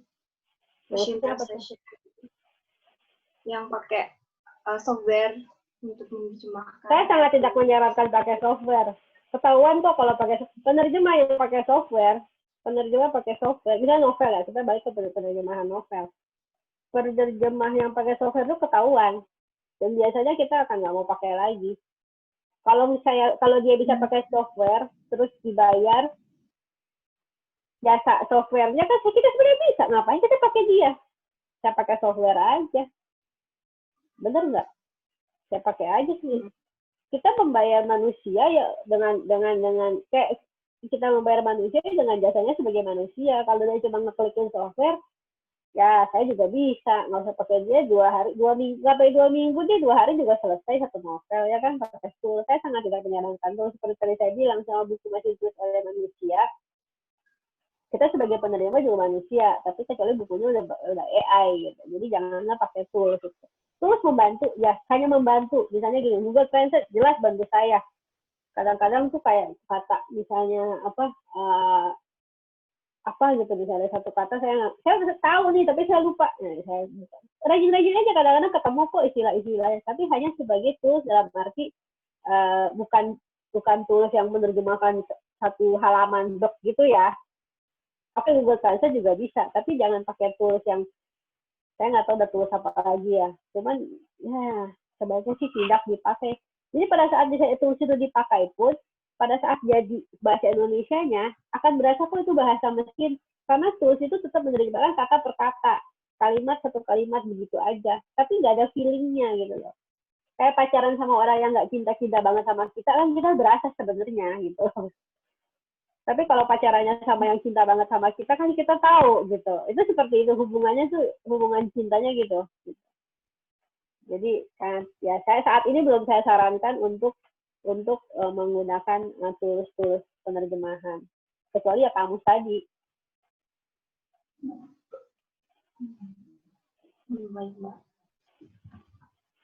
Oh ya, tadi juga ada pertanyaan, kalau mau menjadi penerjemah di suatu penerbit itu berarti harus ngirim lowongannya ya, nggak bisa jadi kayak misalkan orang luar, jadi belum jadi penerjemah in-house untuk mengajukan diri menjadi penerjemah. Jadi harus tetap kita malah nggak ada. Iya. Kita di Gramedia malah nggak ada penerjemah in-house. Penerjemahnya kebanyakan dari luar, freelance. Dan nanti ada satu pertanyaan sekalian saya jawab, nggak harus tinggal di Jakarta kok, banyak yang di luar kota, dan di Jogja juga ada beberapa, di Sumatera juga banyak kok, malah ada yang di luar negeri gitu. Dan freelance biasanya. Ini kebetulan saya in-house ya, karena saya karena awal saya bekerja adalah sebagai penerjemah, jadi saya masih punya kecintaan sebagai penerjemah gitu loh. Jadi kalau saya dan beberapa teman lain memang ada yang jadi penerjemah, kami editor. Saya sebenarnya statusnya editor, bukan penerjemah, tapi saya masih tetap menerjemahkan hanya karena saya menyukai pekerjaan ini gitu. Jadi bukan berdasarkan ini sih. Oke. Nah, untuk lowongan menjadi penerjemah ini kan biasanya juga diminta untuk mengirimkan portfolio ya, Mbak. Nah, Mbak Heti ada tips nggak untuk kira-kira portfolio yang bagus untuk kita kirim ke lowongan tersebut tuh yang kayak gimana? Kalau buat GPU ya, saya nggak tahu penerbit lain ini. Kalau tipsnya, kirim lamarannya pakai bahasa Indonesia. Itu salah satu cara kami mengetes bahasa Indonesia bagus atau enggak gitu. Kadang-kadang kan kalau dari bahasa Inggris gini loh, contoh yang benar apa sih, kan banyak tuh template how to send your application, terus pakai template dear sir or ma'am bla bla bla, informed by bla bla. Itu kan banyak tuh template-nya, buat kita tuh gak guna, dibuang gitu loh. Tapi kalau kamu mengirim dalam bahasa Indonesia, kadang kita baca dari surat lamaran aja ya, dari surat lamaran. Ini saya kasih tahu tipsnya nih, berapa orang di sini. Jadi dari surat lamaran aja udah kita bacain, ini di kedarinya aja udah salah, buang. Nggak perlu kita panggil gitu, buang. Nggak ngerepotin waktu gitu loh, karena bahasa Indonesia kita juga pasti nanti udah ngawur gitu. Jadi dari surat lamaran pun sudah dilihat gitu oleh kami.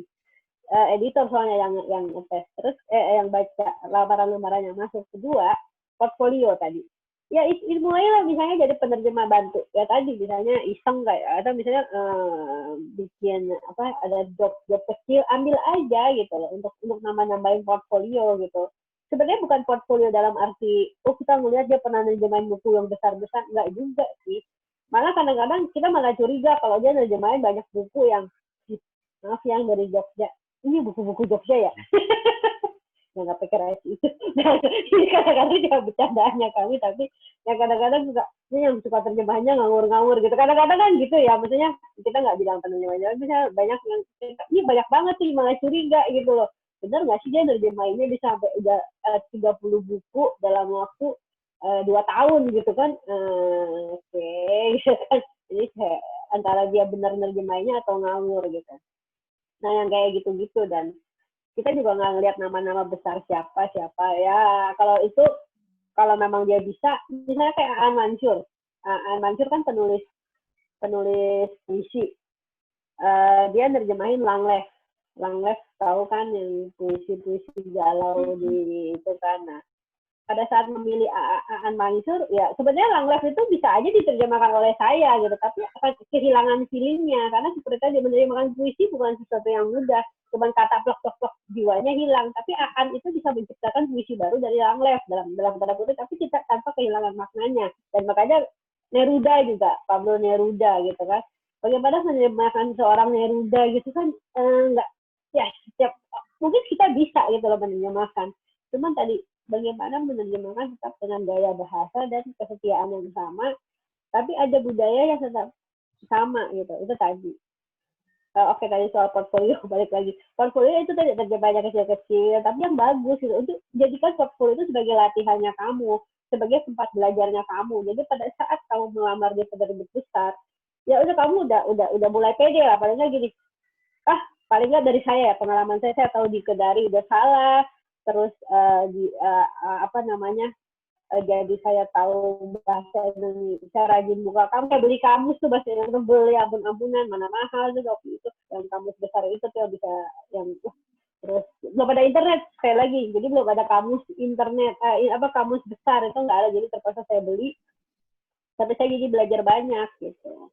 Saya iseng-iseng buka, oh ternyata artinya ini ya, misalnya kayak gini, yang saya ingat, memicingkan mata itu artinya apa, ya gitu-gitu itu ada gitu sebenarnya di kamus. Jadi misalnya apa sih, banyak kok kata-kata ternyata selama ini saya tahu ternyata salah gitu. Itu portfolio adalah kami belajar untuk kita memperbaiki diri sampai akhirnya meningkat. Jadi pada saat misalnya dipanggil untuk tes, paling enggak ya nggak malu-maluin lah gitu. Oke, berarti seperti itu ya. Hmm. Jadi emang dari surat lamaran pun udah dicermati, Ya. dibaca. Terus sama ini nih, Michelle Zhou nanya, kenapa Ready Player One juga dibiarkan sama? Ya kebetulan karena saya Ready Player One itu sebenarnya saya bingung waktu itu antara saya mau bikin apa pemain satu siap atau apa Ready Player, tapi saya mikir ini kan game, di game itu pada saat kita main game ada teman-teman di sini yang main game. Pada saat kita main game itu kalau yang muncul di layar itu apa tulisannya? Ready Player One kan? Pada saat kita main game, tadinya sudah mau nerjemahin gitu pemain satu atau apa gitu. Cuma pada saat saya pikir, saya merenung itu, kalau pada saat kita setiap kali login kita masuk main game, ini dalam konteks ini ya, dalam konteks permainan game itu kan biasanya Ready Player One. Makanya pada saat itu di dalam sini ada ini buku nggak kelihatan, Ready Player One gitu. Jadi itu yang saya pakai gitu. Nah kalau misalnya satu lagi Harlequin judulnya Thunder in the Night, diterjemahinnya Pertemuan Rahasia. Kenapa nggak Guntur di Malam Hari? Ini menarik karena Harlequin itu kita kalau di kantor itu kita ngebahas ini judul Inggrisnya Thunder in the Night. Oke, apa ya? Oh, kita cari tahu. Itu kadang-kadang kita tuh judul-judul kita apa kayak punya ini sendiri, bercandaan sendiri. Pesona, menawan, pangeran, rahasia, hasrat, gairah. Karena kalau Harlequin itu judulnya Guntur Malam Hari sama Pertemuan Rahasia, kamu mau beli yang mana? Gitu aja deh, gitu kan. Pertemuan Rahasia atau Guntur di Malam Hari. Kalau Guntur di Malam Hari kayaknya horor ya. Enggak deh. Aku kan romance. Ini Pertemuan Rahasia. Kayaknya ada apa nih di malam hari? Gitu. Thunder in the Night. Gitu. Jadi ada pemilihan-pemilihan sesuai dengan tema buku. Gitu. Itu juga lucu sih. Gitu. Hasrat, gairah, pesona. Itu udah sampai kayak hasrat, gairah, pesona. Menawan, menakjubkan. Ya gitu. Terus apa lagi? Diksi. Aturan tata tulis. Apa yang biasa? Ini saya bacain aja ya, biar cepet ya. Apa yang biasanya diperjelas oleh penyeleksi saat menilai terjemahan hasil peserta seleksi. Saya merasa diksi saya juga penasaran dengan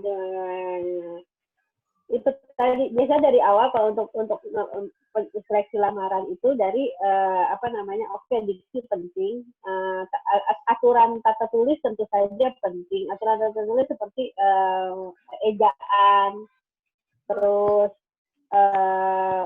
tadi yang dasar aja deh, di mana kemana itu udah salah aja biasanya kita udah di mana aja udah salah gitu. Itu sesuatu yang kadang-kadang pengen kita gitu. Itu biasanya sudah dari aturan tata tulis, kata bahasanya salah, itu udah. Tapi kalau misalnya bahasanya mengalir dan tepat, penerjemahannya tepat ya, bukan cepat ya, tepat, itu biasanya akan lolos biasanya ya. Kalau boleh tahu, alur bekerja sebagai penerjemah di penerbit, alur kerjanya itu kalau di GPU itu freelance sekali lagi, lalu ada lowongan, ada buka lowongan, lalu dikasih tes, pada saat dites diterima, ya, nanti dikasih job, oke nih kamu dapat pekerjaan sebagai ini, oke deadline berapa bulan, 3 bulan misalnya. Kalau saya lebih suka nanya, kamu sanggupnya berapa bulan gitu. 2 bulan mbak, oke 2 bulan saya tagih ya. Karena kalau dari dia sendiri dia udah bilang 2 bulan terus dia nggak bisa, artinya tapi ya kan kalau saya ngasih sebulan ya gitu, 2 bulan ya, tiba-tiba dia iya mbak soalnya saya alasannya banyak, tiba-tiba hilang. Itu banyak tuh penerima hilang gitu pada saat ditagih, ya mbak itu kucing saya lagi ini gitu, nggak terserah deh. Terus ya kayak gitu, biasa ada deadline-nya. Nah, deadline selesai dikasih ya udah nanti dilihat oke, filenya oke, bisa dibuka semua, terus dilihat udah oke ya ada, ya udah nanti udah sesuai dengan pembayarannya kayak gitu. Oke, Sylvia Angelina ingin harus domisili jelas tidak, tadi udah dijawab.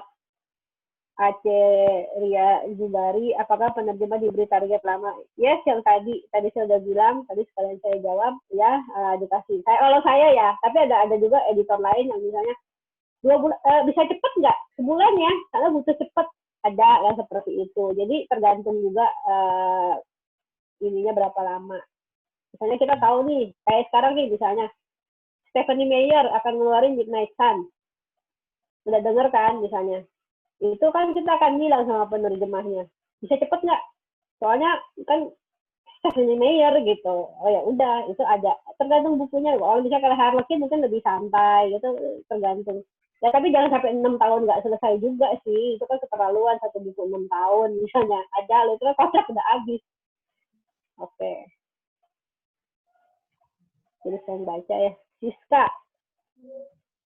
Kalau dari pengalaman Mbak Hetty, buku-buku yang diterjemahkan dari bahasa asing cenderung tambah banyak atau berkurang. Nah, ini juga menarik. Kalau bahasa Inggris berkurang, tapi bahasa lain seperti Korea, Jepang, Mandarin, itu nambah. Sekarang malah ada bahasa Thailand. Jadi kalau ditanya, jadi teman-teman kalau ada yang bisa bahasa selain bahasa Inggris, tapi itu boleh, kalau yang dari bahasa Inggris, ya itu tadi mungkin karena itu tadi orang-orang makanya jangan jurusan sastra Inggris itu udah dibubarin aja. Bercanda. Jadi karena banyak yang berasumsi mereka bisa bahasa Inggris gitu loh. Jadi maunya baca buku Inggrisnya aja. Ini saya suka nih kalau setiap ngajar saya selalu ngomong, saya mau baca Haruki Murakaminya yang asli dong bahasa Inggris gitu kan. Atau Paulo Coelho-nya asli yang bahasa Inggris. Nina, Paulo Coelho tuh biasanya pakai bahasa Portugis, Haruki Murakami tuh aslinya Jepang, gitu kan. Cuma kadang-kadang orang tuh suka kayak berasumsi bahwa mereka bisa bahasa Inggris, gitu. Makanya, ya itu tadi, kalau Inggris ya cenderung berkurang, gitu. Tapi kalau bahasa lain nambah. Mungkin karena itu tadi, ya karena negara-negara lain sekarang lebih giat juga ya untuk menawarkan bukunya. Istilah-istilah bahasa Indonesia mantu, ambiar, PW, tekniknya tentunya tidak ada di kamus. Terbang Desan, Wilres, Mentari akan mengetuk. Iya, apa sih namanya? Yang dengan kalau misalnya bahasa, jadi gini, kamus itu saya pernah ikut seminar kamus-kamus gitu. Jadi kamus bahasa Indonesia itu akan selalu sama seperti di luar juga, Webster dan segala macam. Kamus itu akan selalu nambah isinya. Jadi kata-kata yang bahasa gaul yang mungkin ambiar sekarang, saya nggak tahu ya kalau PW sampai ke level apa ngetopnya. Tapi pada saat ambiar itu misalnya akan sering banget dipakai oleh beberapa media terus-terusan, dia akan masuk ke kamus gitu. Jadi nggak apa-apa pakai, tapi jangan bahasa yang misalnya gini,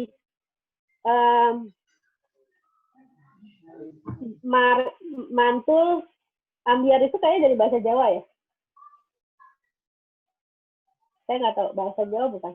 Yang ambiar iya kayaknya. Nah, tapi kalau kayak singkatan itu kayak misalnya kayak yang lain mungkin gercep, PW, saya nggak tahu selevel apa orang sudah kenal. Nggak semua orang kan tahu. Jadi jangan lupa bahwa bahasa itu kan yang baca nggak cuma kita di Jawa, tapi juga kayak di luar Jawa yang belum tentu tahu arti istilahnya PW, gabut, apa gitu kan, mantu. Ya kalau kita main di sosmed mungkin tahu. Cuma itu tadi tapi kita mesti lihat ke level apa dia untuk bisa dipakai gitu. Kalau misalnya ambiar kayaknya banyak orang udah mulai banyak tahu lah ya kalau ambiar itu silakan. Jadi kita juga mesti tahu tadi budaya bahasa penerima, sebanyak apa bahasa itu dipakai, kata itu dipakai gitu. Jadi jangan sampai yang kita cuma tahu aja, kita teman-teman yang tahu, kita ngobrol kita tahu, ya kan gitu. Tapi kalau misalnya belum banyak yang pakai ya sebaiknya enggak gitu. Tapi kita mencari tahu budaya lokalnya kita. Apakah harus dipakai sesuai rima? Kalau memang susah banget sesuai rima, kalau saya gini, kalau selama masih saya bisa pakai sesuai rima dan artinya bisa sama, saya akan pakai gitu. Karena memang si penulisnya kan gayanya sudah mati-matian bikin rima. Masa saya nggak melakukan itu gitu. Itu kan sebenarnya Desan, Wilres, Mentari akan mengetuk matahari terbit. Ya dalam istilahnya kan ya saya masih menganggap bahwa itu konteksnya masih bisa sama artinya gitu loh. Tadi sama nya itu, kalau versi saya sih ya gitu. Cuman kalau misalnya ada yang tanya, silahkan.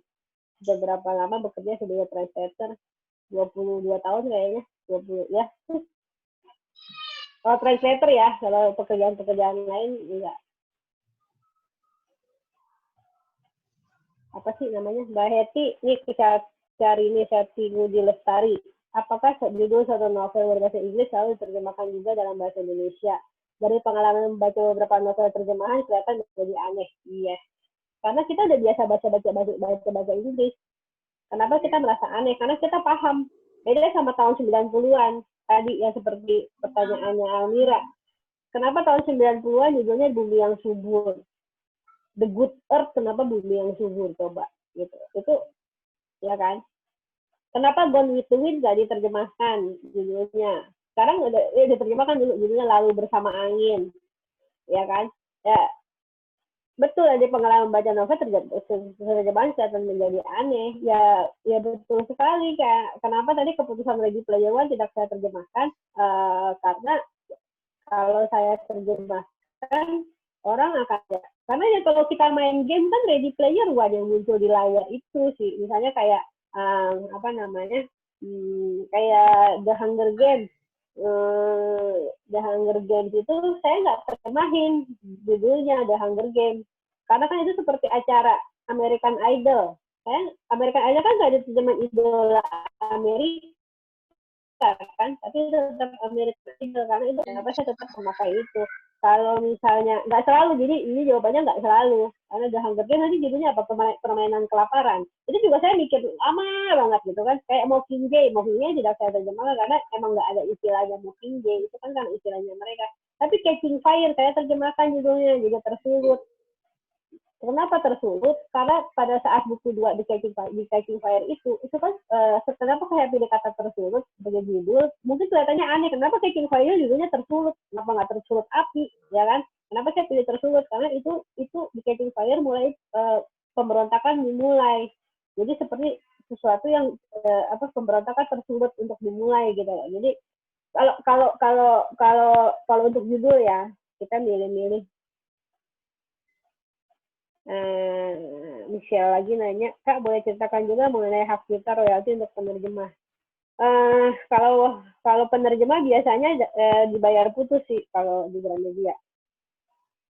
Karena kasihan, sebenarnya gini, bayangkan kalau royalti, jadi penulis aja royaltinya udah sengsara ya.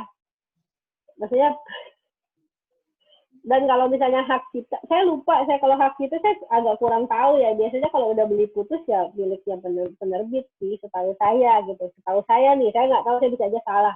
Tapi biasanya pengalaman sih kita beli putus gitu. Karena kalau misalnya dibayar royalti, ini harga buku aja udah mahal. Bayar royalti lagi apa. Dan kalau misalnya kita samakan dengan penulis aja udah sengsara. Ini seberapa lakunya buku itu gitu. Seberapa lakunya, kayak misalnya Harry Potter penerjemahnya karena orang in-house malah nggak dibayar gitu, malah nggak dapat apa-apa gitu kan, karena dia in-house. Kayak saya misalnya, kalau in-house biasanya udah nggak dapat lagi gitu.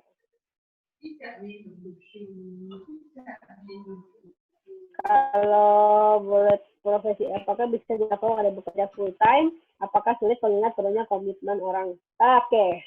Penerjemah bisa dilakukan oleh bekerja full time. Banyak kok penerjemah yang bekerja full time. Tapi sekali lagi, seberapa full time-nya dia? Kalau dia udah full time, pulang masih ngurus anak, terus udah gitu masih harus lembur. Nah, sebaiknya sih, kasihan juga, itu kan jadi beban. Sekali lagi saya selalu bilang, bekerja itu penuh cinta. Kalau kita tidak mencintai pekerjaan kita, nanti jadi sengsara kan. Dicari penerjemahnya, bukunya belum selesai Mbak, soalnya anak saya begini-begini, soalnya gini-gini. Oke, memang nggak bisa. Kasihan gitu, maksudnya nanti kan kasihan, semuanya nggak keurus, pekerjaan nggak keurus, rumah nggak keurus, ya sekali lagi, boleh full time. Saya kan sebenarnya full time editor. Saya menerjemahkan saat di rumah. Tapi sekali lagi, saya melakukannya karena saya suka, saya cinta pekerjaan ini gitu. Jadi kalau misalnya workload-nya udah tinggi, ya sebaiknya nggak usah gitu. Sebaiknya, tapi kalau memang gue tuh kalau kerja tuh santai-santai kok, gue jam 4:30 udah sampai rumah gitu kan. ya silakan, masih ada waktu di rumah ngapain ya gitu kan, ya gitu. Apakah rekam itu tanya Amir recording ya. Izin bertanya, menerjemahkan short story dari bahasa tapi menggunakan tanda baca di source text itu banyak yang salah. Kalau kita menerjemahkan short story dari bahasa Inggris tapi menggunakan tanda baca di source text itu banyak yang salah pada saatnya diskusi sama editornya. Ini kan misalnya gini, ini kalau terjemahin iseng-iseng ya silakan sebebas-bebasnya ya. Tapi pada saat kita dapat job, tanyakan sama editor yang mengassign tugas itu ke kita. Jadi diskusi dulu, jadi jangan main kita terjemahin. Kayak misalnya gini, kayak misalnya terjemahin Harlequin, kalau teman-teman baca Harlequin kan banyak adegan. Ya udah kalau saya terjemahannya semua adegannya jangan dipotong-potong. Nanti kita jadi bingung. Kan ada tuh penerjemah yang saya malu nerjemahinnya dipotong-potong sama dia adegan-adegan tertentu misalnya. Kan nanti editor jadi bingung gitu. Jadi sama seperti ini, jangan diacak-acak dulu, diskusi dulu sama yang ngasih job gitu. Oke, nanti. Biasanya penerjemah diberi proyek satu buku atau satu buku dibagi beberapa orang. Kalau satu buku sebaiknya satu orang, karena kalau satu buku dibagi beberapa orang itu jadi setengah mampus. Kami pernah nerjemahin satu buku ditulis 4 orang, yang kasihan editornya. Tapi kalau itu ngejar waktu ya, karena ngejar waktu, jadi editornya tuh jadi bingung, ini gayanya si penerjemah A, penerjemah B, gayanya suka beda sendiri seperti tadi. Nggak semuanya kan ikutin panduan, gaya penulis seperti ini. Itu kadang-kadang editor penerjemahannya suka pakai kata-kata yang ini dipakai diulang terus. Nah, itu kan jadi yang susah adalah editornya. Jadi biasanya satu buku satu ini. Tarif penerjemahan dan cara menghitungnya tergantung yang ngasih job siapa. Kalau yang dari GPU ada hitungannya sendiri, tapi sekali lagi biasanya tergantung bukunya dan segala macam. Nanti tanya aja sama ini. Tapi kan tergantung siapa yang ngasih job sekali lagi. Kalau misalnya penerjemahan kontrak legal beda lagi kan. Itu kan ada jobnya yang lebih ini. Ambiar dipopulerkan almarhum Didi Kempot. Setuju. Kalau nggak ada Didi Kempot, nggak ada ambiar. Apa?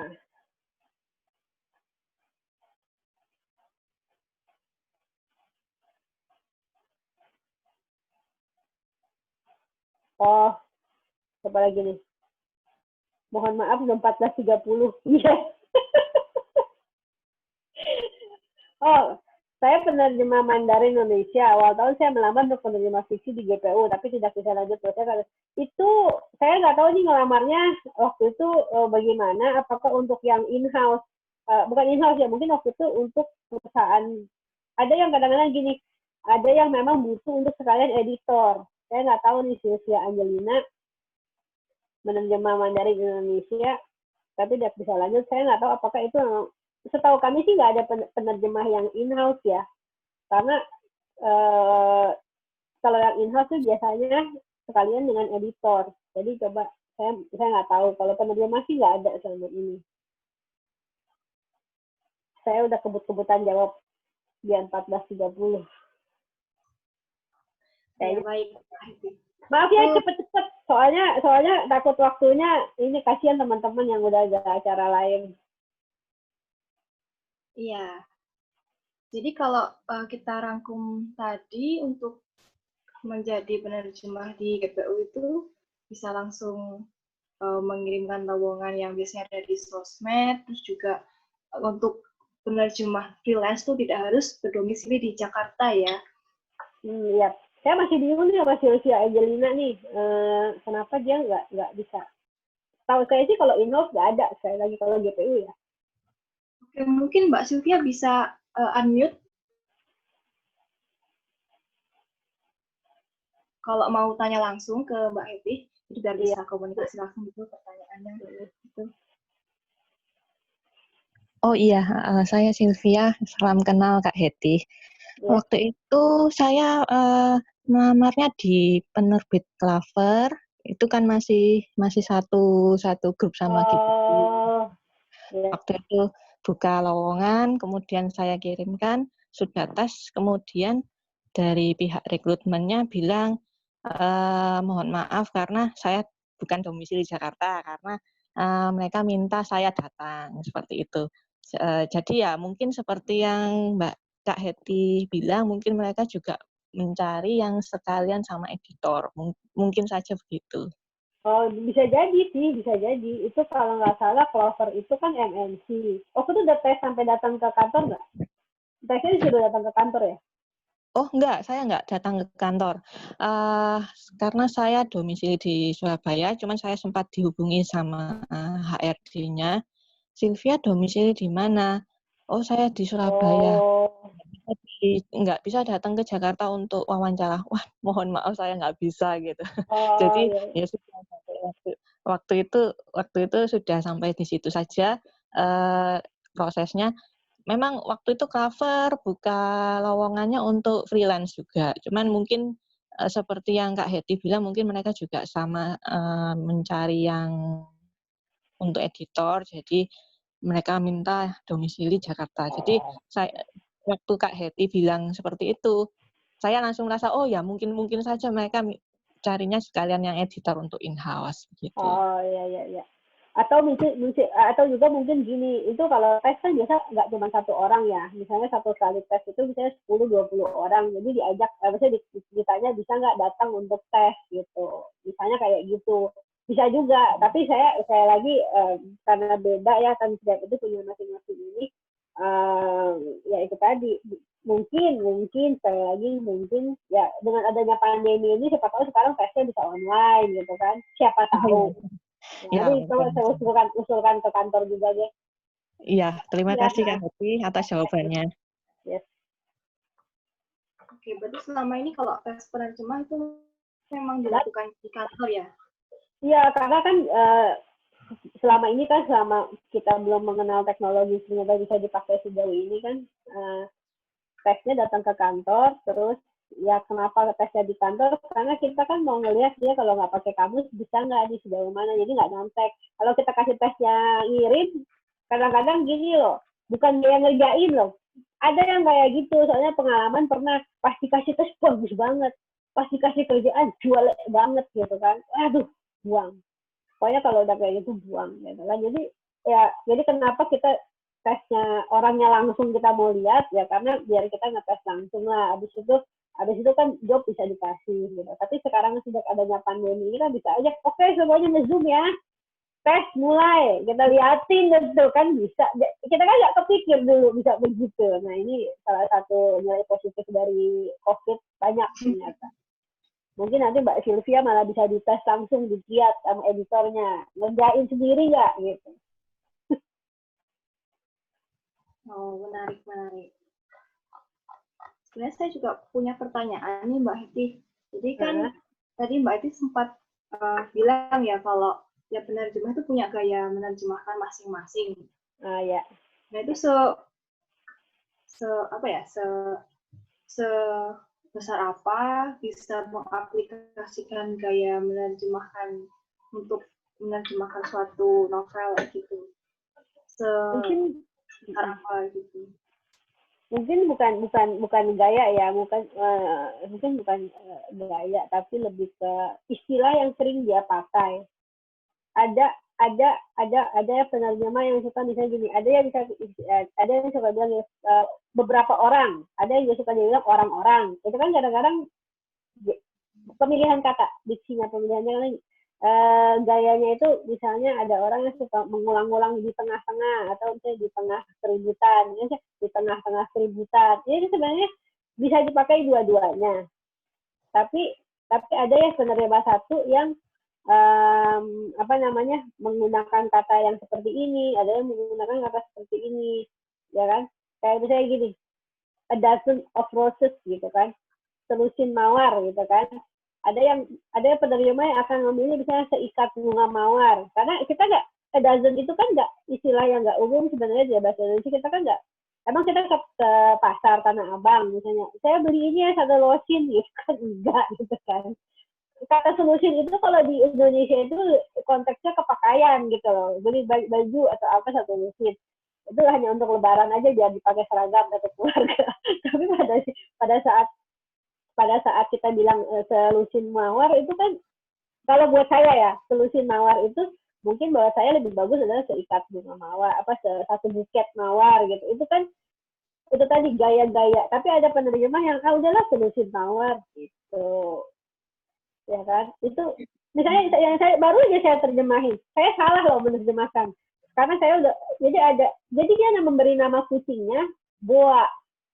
Boa itu saya pikir ular, sampai saya bingung kenapa ini ular mendengkur. Saya masih nyari tuh ular mendengkur, saya Google. Ya, ular bisa mendengkur ternyata. Saya cari tahu lagi. Saya lupa bahwa itu bukan ular. Ternyata saya lagi walah kucing tuh. Dah, namanya boa. Kenapa si boa ini dipeluk-peluk kan nggak masuk akal gitu. Makanya saya sampai mencari tahu sampai setengah saya baru sadar saya salah.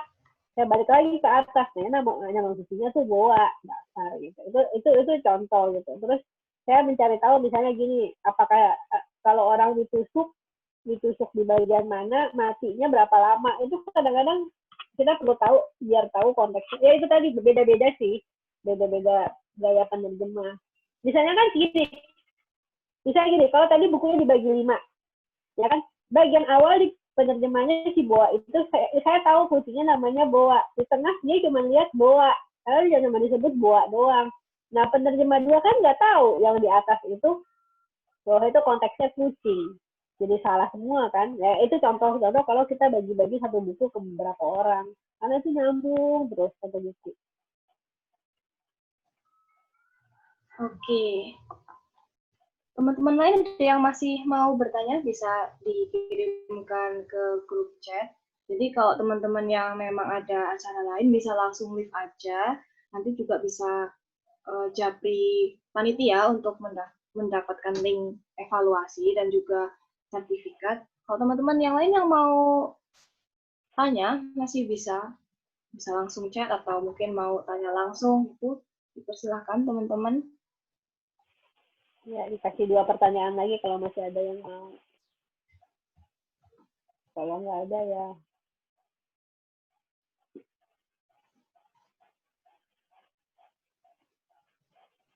Sambil mencari pertanyaan apakah masih ada yang tersisa di grup chat. Iya, saya juga sambil cari.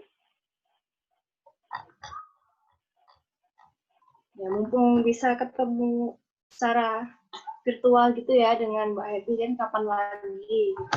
Oh ini ada yang mau tanya. Oh, Mas Hade. Oke, Mas Hade bisa unmute aja langsung mau bertanya apa ke Mbak Happy. Ya, selamat siang Mbak. Ya, saya ingin bertanya. Saya membaca novel itu, dia menerjemahkannya itu awalnya itu mother, terus itu ada kata ibu gitu. Nah, di dalam saat dia menerjemahkan suatu novel itu. Nah, saya bingung dia itu apakah istilah mother itu tetap dipertahankan dalam novel itu, tetapi dia ada awalnya tulisnya mother, terus itu di bagian paragraf selanjutnya ibu. Jadi saya bingung membacanya. Itu bagaimana menurut Mbak sebagai penerjemah itu? Itu sebaiknya itu bukan saya nggak mau bilang itu salah siapa ya. Itu seharusnya di editornya sih. Karena seharusnya setiap buku yang udah diterjemahkan terus diterbitkan itu kan ada editornya. Itu keputusan seperti itu juga ada pengaruh editor gitu. Jadi biasanya editornya mutusin untuk apakah dia pakai mother atau pakai ibu. Itu mungkin ada yang terlewat gitu. Saya pernah ditegur sama penerjemah saya. Penerjemahnya malah negur. Saya sudah milih satu kata ini loh, kenapa kamu ganti? Oh, oke. Tapi saya jelasin sih akhirnya, karena saya begini, karena kan aku begini. Oke. Itu biasanya ada keputusan dari editor, mungkin ya, saya nggak tahu, mungkin ada yang terlewat dari editornya, bisa juga ya. Ya, terima kasih Mbak. Ya, sama-sama. Ini ada yang menarik nih. jika mau menjadi penerjemah, apa lebih baik kita daftar ke agensi atau jadi penerjemah freelance. Jadi penerjemah freelance aja. Kalau saya sih, saya nggak tahu ya, tapi saya nggak tahu ada agensi. Tergantung ya, kalau agensi ya nggak tahu, balik lagi. Kalau memang ada dapat job di agensi, ya ambil aja gitu ya. Tapi kalau daripada nunggu lowongan belum dapat, misalnya nunggu penerjemah freelance belum dapat, sementara agensi bisa ngasih job, ya ambil aja gitu. Kalau saya sih ya buat portfolio dan buat nambah-nambah ilmu. Gitu. Jika dipanggil untuk tes di kantor, apakah diperbolehkan menggunakan kamus? Tidak. Kalau saya tidak. Tapi nggak tahu kalau kantor lain ya. Kalau di kantor kami di GPU tidak.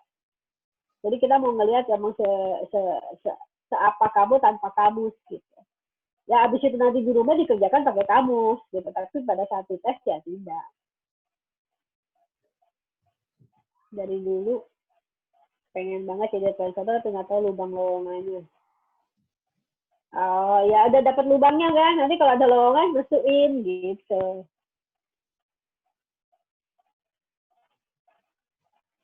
Dalam penerjemahan kita juga perlu mempertahankan gaya bahasa. Namun pada saat saya mengikuti pelatihan penerjemahan, mengapa editor sering mengemas dan menerjemahkan. Struktur kalimatnya sangat berbeda, tapi maksudnya sama. Sekali lagi balik ke editornya. Seperti tadi kata mother, ibu itu sebenarnya balik lagi ke editornya. Seperti waktu saya jadi editor, waktu itu editornya The Handmaid's Tale. Itu salah satu yang susah. Dan saya sama penerjemahnya tuh sempat kayak, ya kenapa kamu menghapus ini? Itu salah satu yang tadi saya cerita. Setelah saya pikir-pikir, saya melakukan kesalahan sih sebenarnya pada saat itu. Kenapa juga gue hapus ya waktu itu kata. Ya mungkin memangkas kalimat mungkin ada gini, ada satu keputusan juga biar lebih mudah dimengerti oleh oleh pembaca gitu. Kadang-kadang ada yang editor yang beranggapan bahwa kalau kita tidak melakukan pemangkasan ini atau mengubah kalimat yang seperti ini akan lebih sulit dipahami, itu juga ada gitu. Tapi tergantung lagi. Kalau saya sih tetap sebagai penerjemah, yaitu kita tetap pertahankan gaya bahasanya aja. Biarkan keputusan untuk mengubah-ubah itu dilakukan oleh editor. Jadi sebagai penerjemahnya jangan kita utik lah gitu. Karena setiap editor masing-masing juga punya gaya yang berbeda gitu. Karena kalau saya sih saya berusaha setia gitu. Saya pernah kena damprat juga. Curhat. Pernah dapat di carry-nya Stephen King. Carry-nya Stephen King itu saya dimarah-marahin orang karena penerjemahnya jelek katanya. Ini pokoknya susah banget dibaca gitu. Setelah saya mencari tahu, ternyata carry-nya Stephen King itu pernah bukan di alih bahasa lah, tapi di apa sih namanya? Ditafsir ulang, diceritakan kembali gitu loh. Jadi dalam versi yang nggak kayak Stephen King gitu. Jadi dibikin kayak novel. Masalahnya dengan carry-nya Stephen King adalah carry itu ditulis dalam bentuk seperti berita. Jadi orang memang bingung gitu loh. Saya pun baca Inggrisnya bingung juga. Saya juga bingung ini kenapa di buku bisa laku. Tapi maksudnya saya bingung. Tapi saya mengerti maksudnya Stephen King karena dia mau seperti berita. Jadi kayak reporter ini berita begini. Jadi memang kalau dibaca novelnya itu memang jadi rada sulit gitu. Dan saya sudah kami saya satu berusaha. Saya tahu itu bukan pekerjaan terbaik saya gitu. Tapi sebisa mungkin membuat itu lebih nyaman dibaca. Tapi pada saat banyak yang komplain, saya mencari tahu kenapa. Oh, ternyata dulu pernah ada novelnya. Jadi novel itu dibuat untuk mempermudah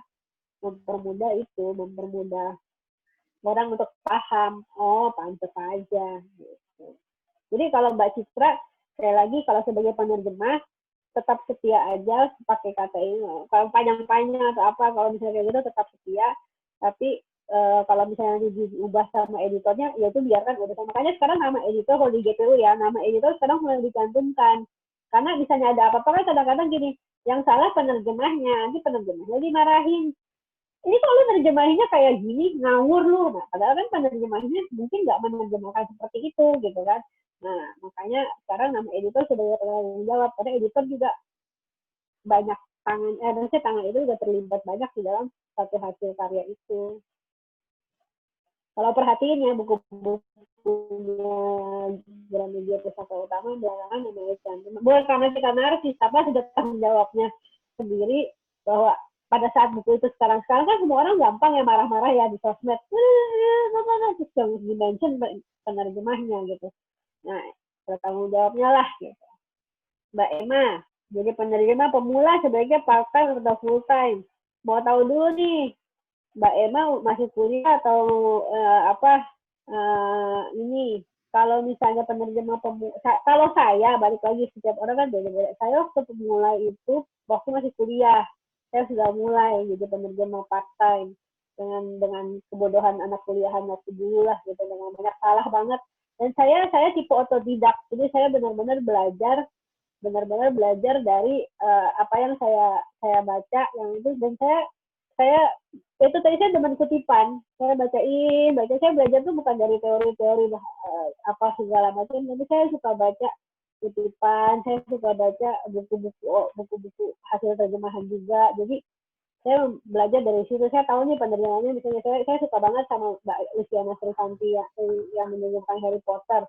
Terus saya sampai terkagum. Saya nunggu sampai Harry Potter itu keluar bahasa Indonesianya baru saya baca. Karena saya mau membaca bahasa Indonesianya, karena saya tahu itu yang diterjemahkan dengan penuh cinta. Jadi saya tahu itu hasilnya seperti apa kalau teman-teman sendiri yang baca.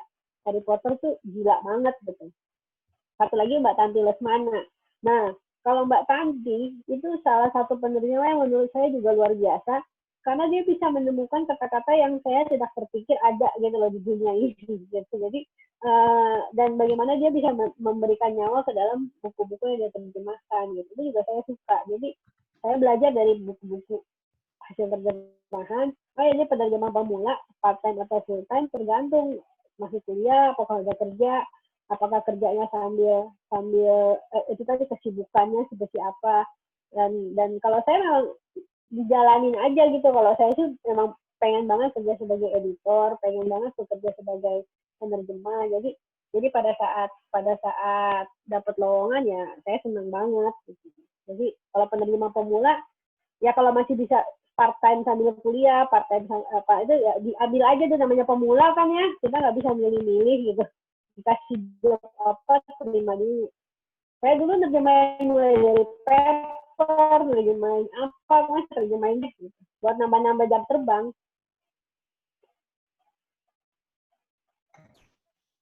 Oke, teman-teman yang lain, apakah masih ada pertanyaan untuk Mbak Happy? Oke, kita mungkin tunggu sebentar dulu. Jadi kalau misalkan sudah tidak ada pertanyaan, akan dilanjutkan dengan mengisi evaluasi ya teman-teman. Nanti link di form evaluasi tersebut.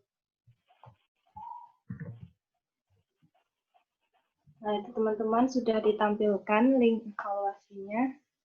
Jadi kalau misalkan teman-teman ada yang bisa mengikuti sampai akhir, bisa langsung isi evaluasinya dulu. Nah, itu nanti linknya ya bisa diklik langsung juga di bio Instagramnya CLTC di @cltc.id. Teman-teman bisa juga follow Instagram CLTC untuk mendapatkan info-info terkini mengenai acara-acara yang akan diselenggarakan oleh CLTC. Dan juga tiap hari itu ada post mengenai itu ya, padanan kata ya. Nanti mungkin teman-teman bisa mengirimnya juga untuk mengisi Instagram CLTC.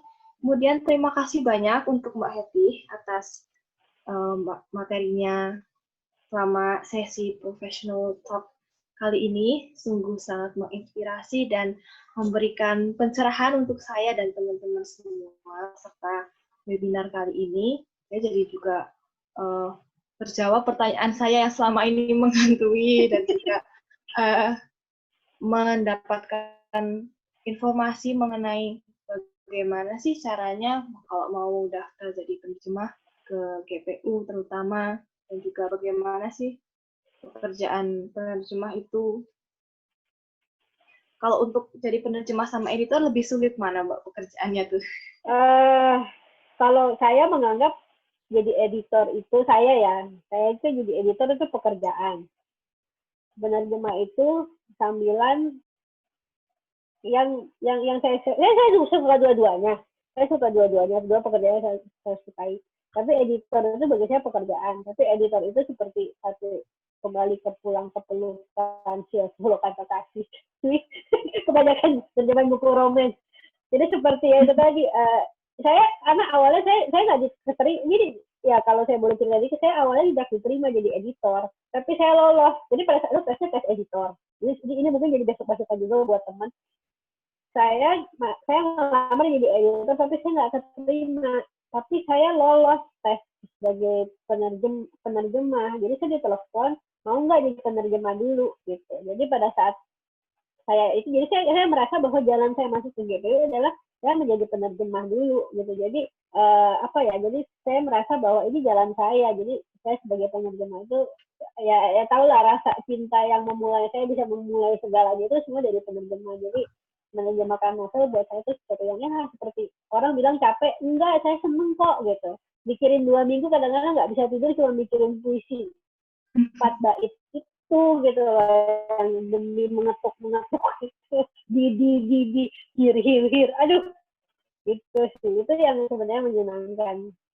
Jadi kalau ada teman-teman yang mau yang ini ya baca aja deh Ready Player One bukunya yang tadi ada itunya Ready Player One, baca itu salah satu. Ini bukan terjemahan yang menurut saya yang bagus banget, enggak, cuma itu salah satu risetnya menurut saya itu saya menikmati banget gitu. Masih banyak typo sebenarnya, kesel saya tuh parah kalau typo. Oke, Mbak Heti, ini sangat bermanfaat dan berharga informasi yang diberikan ya teman-teman. Semoga teman-teman juga merasakan hal yang sama seperti saya ya, setelah mengikuti Professional Talk Series kali ini, jadi tercerahkan ya seluk-beluk mengenai menjadi penerjemah di penerbit ya, terutama tadi lebih banyak bahasnya di GPU dan juga tantangan-tantangan dan apa aja yang harus dilakukan ketika menjadi penerjemah itu. Kemudian teman-teman tadi sudah ditayangkan ya link untuk mengisi evaluasi dan juga setelah mengisi evaluasi akan ada link yang menuju ke e-sertifikat dan juga recording acara ini. Jadi nanti sudah ada recordingnya juga dan juga disarankan untuk mengisi evaluasinya agak nanti karena masih dalam proses recording. Jadi kalau misalkan teman-teman membutuhkan recording acara ini, ya bisa ditunggu sampai selesai dulu.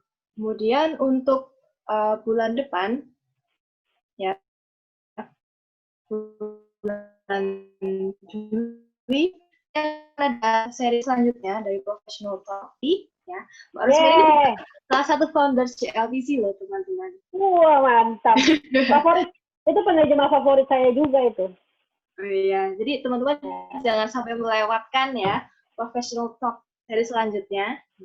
Kak Rosi ini juga editor dan penerjemah di GPU.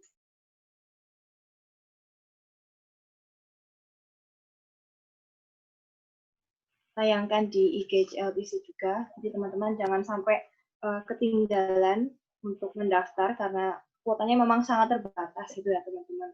Itu karena keterbatasan jumlah peserta yang diizinkan oleh Zoom-nya CLBC seperti itu. Baik, udah nggak terasa udah mau jam 3, jadi udah hampir 2 jam kita berbincang-bincang dengan Mbak Heti. Sungguh sangat menyenangkan sekali teman-teman. Jadi kalau teman-teman misalkan mau berkorespondensi lagi dengan Mbak Heti, mungkin bisa menghubungi bisa. ke email ya, nanti. Pakai ini aja medsos ya, saya kasih mention aja. Cuman belakangan lagi lagi mengurangi media sosial karena stres lihat berita COVID. Tapi silakan nanti kalau misalnya suatu hari itu Twitter saya dan IG ada di Happy. Jadi suatu hari ada pertanyaan boleh kalau saya jawab. Itu ya bangannya. Nggak tahu lagi ke depan kan beda lagi ya kalau udah beritanya ini. Cuman sekarang lagi saya kurang-kurangin deh. Oke, teman-teman. Jadi kali ini kita tutup dulu ya acara Professional Talk Series untuk bulan Juni ini bersama dengan Mbak Eti, pembicara kita yang sangat keren. Semoga bisa bermanfaat ke teman-teman semua dan kita ketemu lagi bulan depan di acara JLPC lainnya, Professional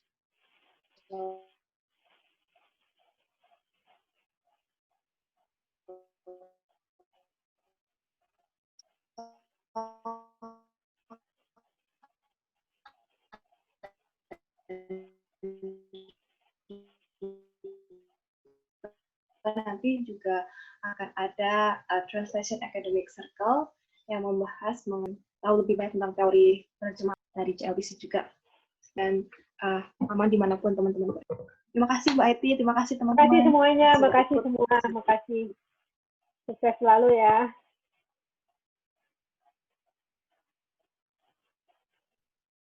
Sampai ketemu.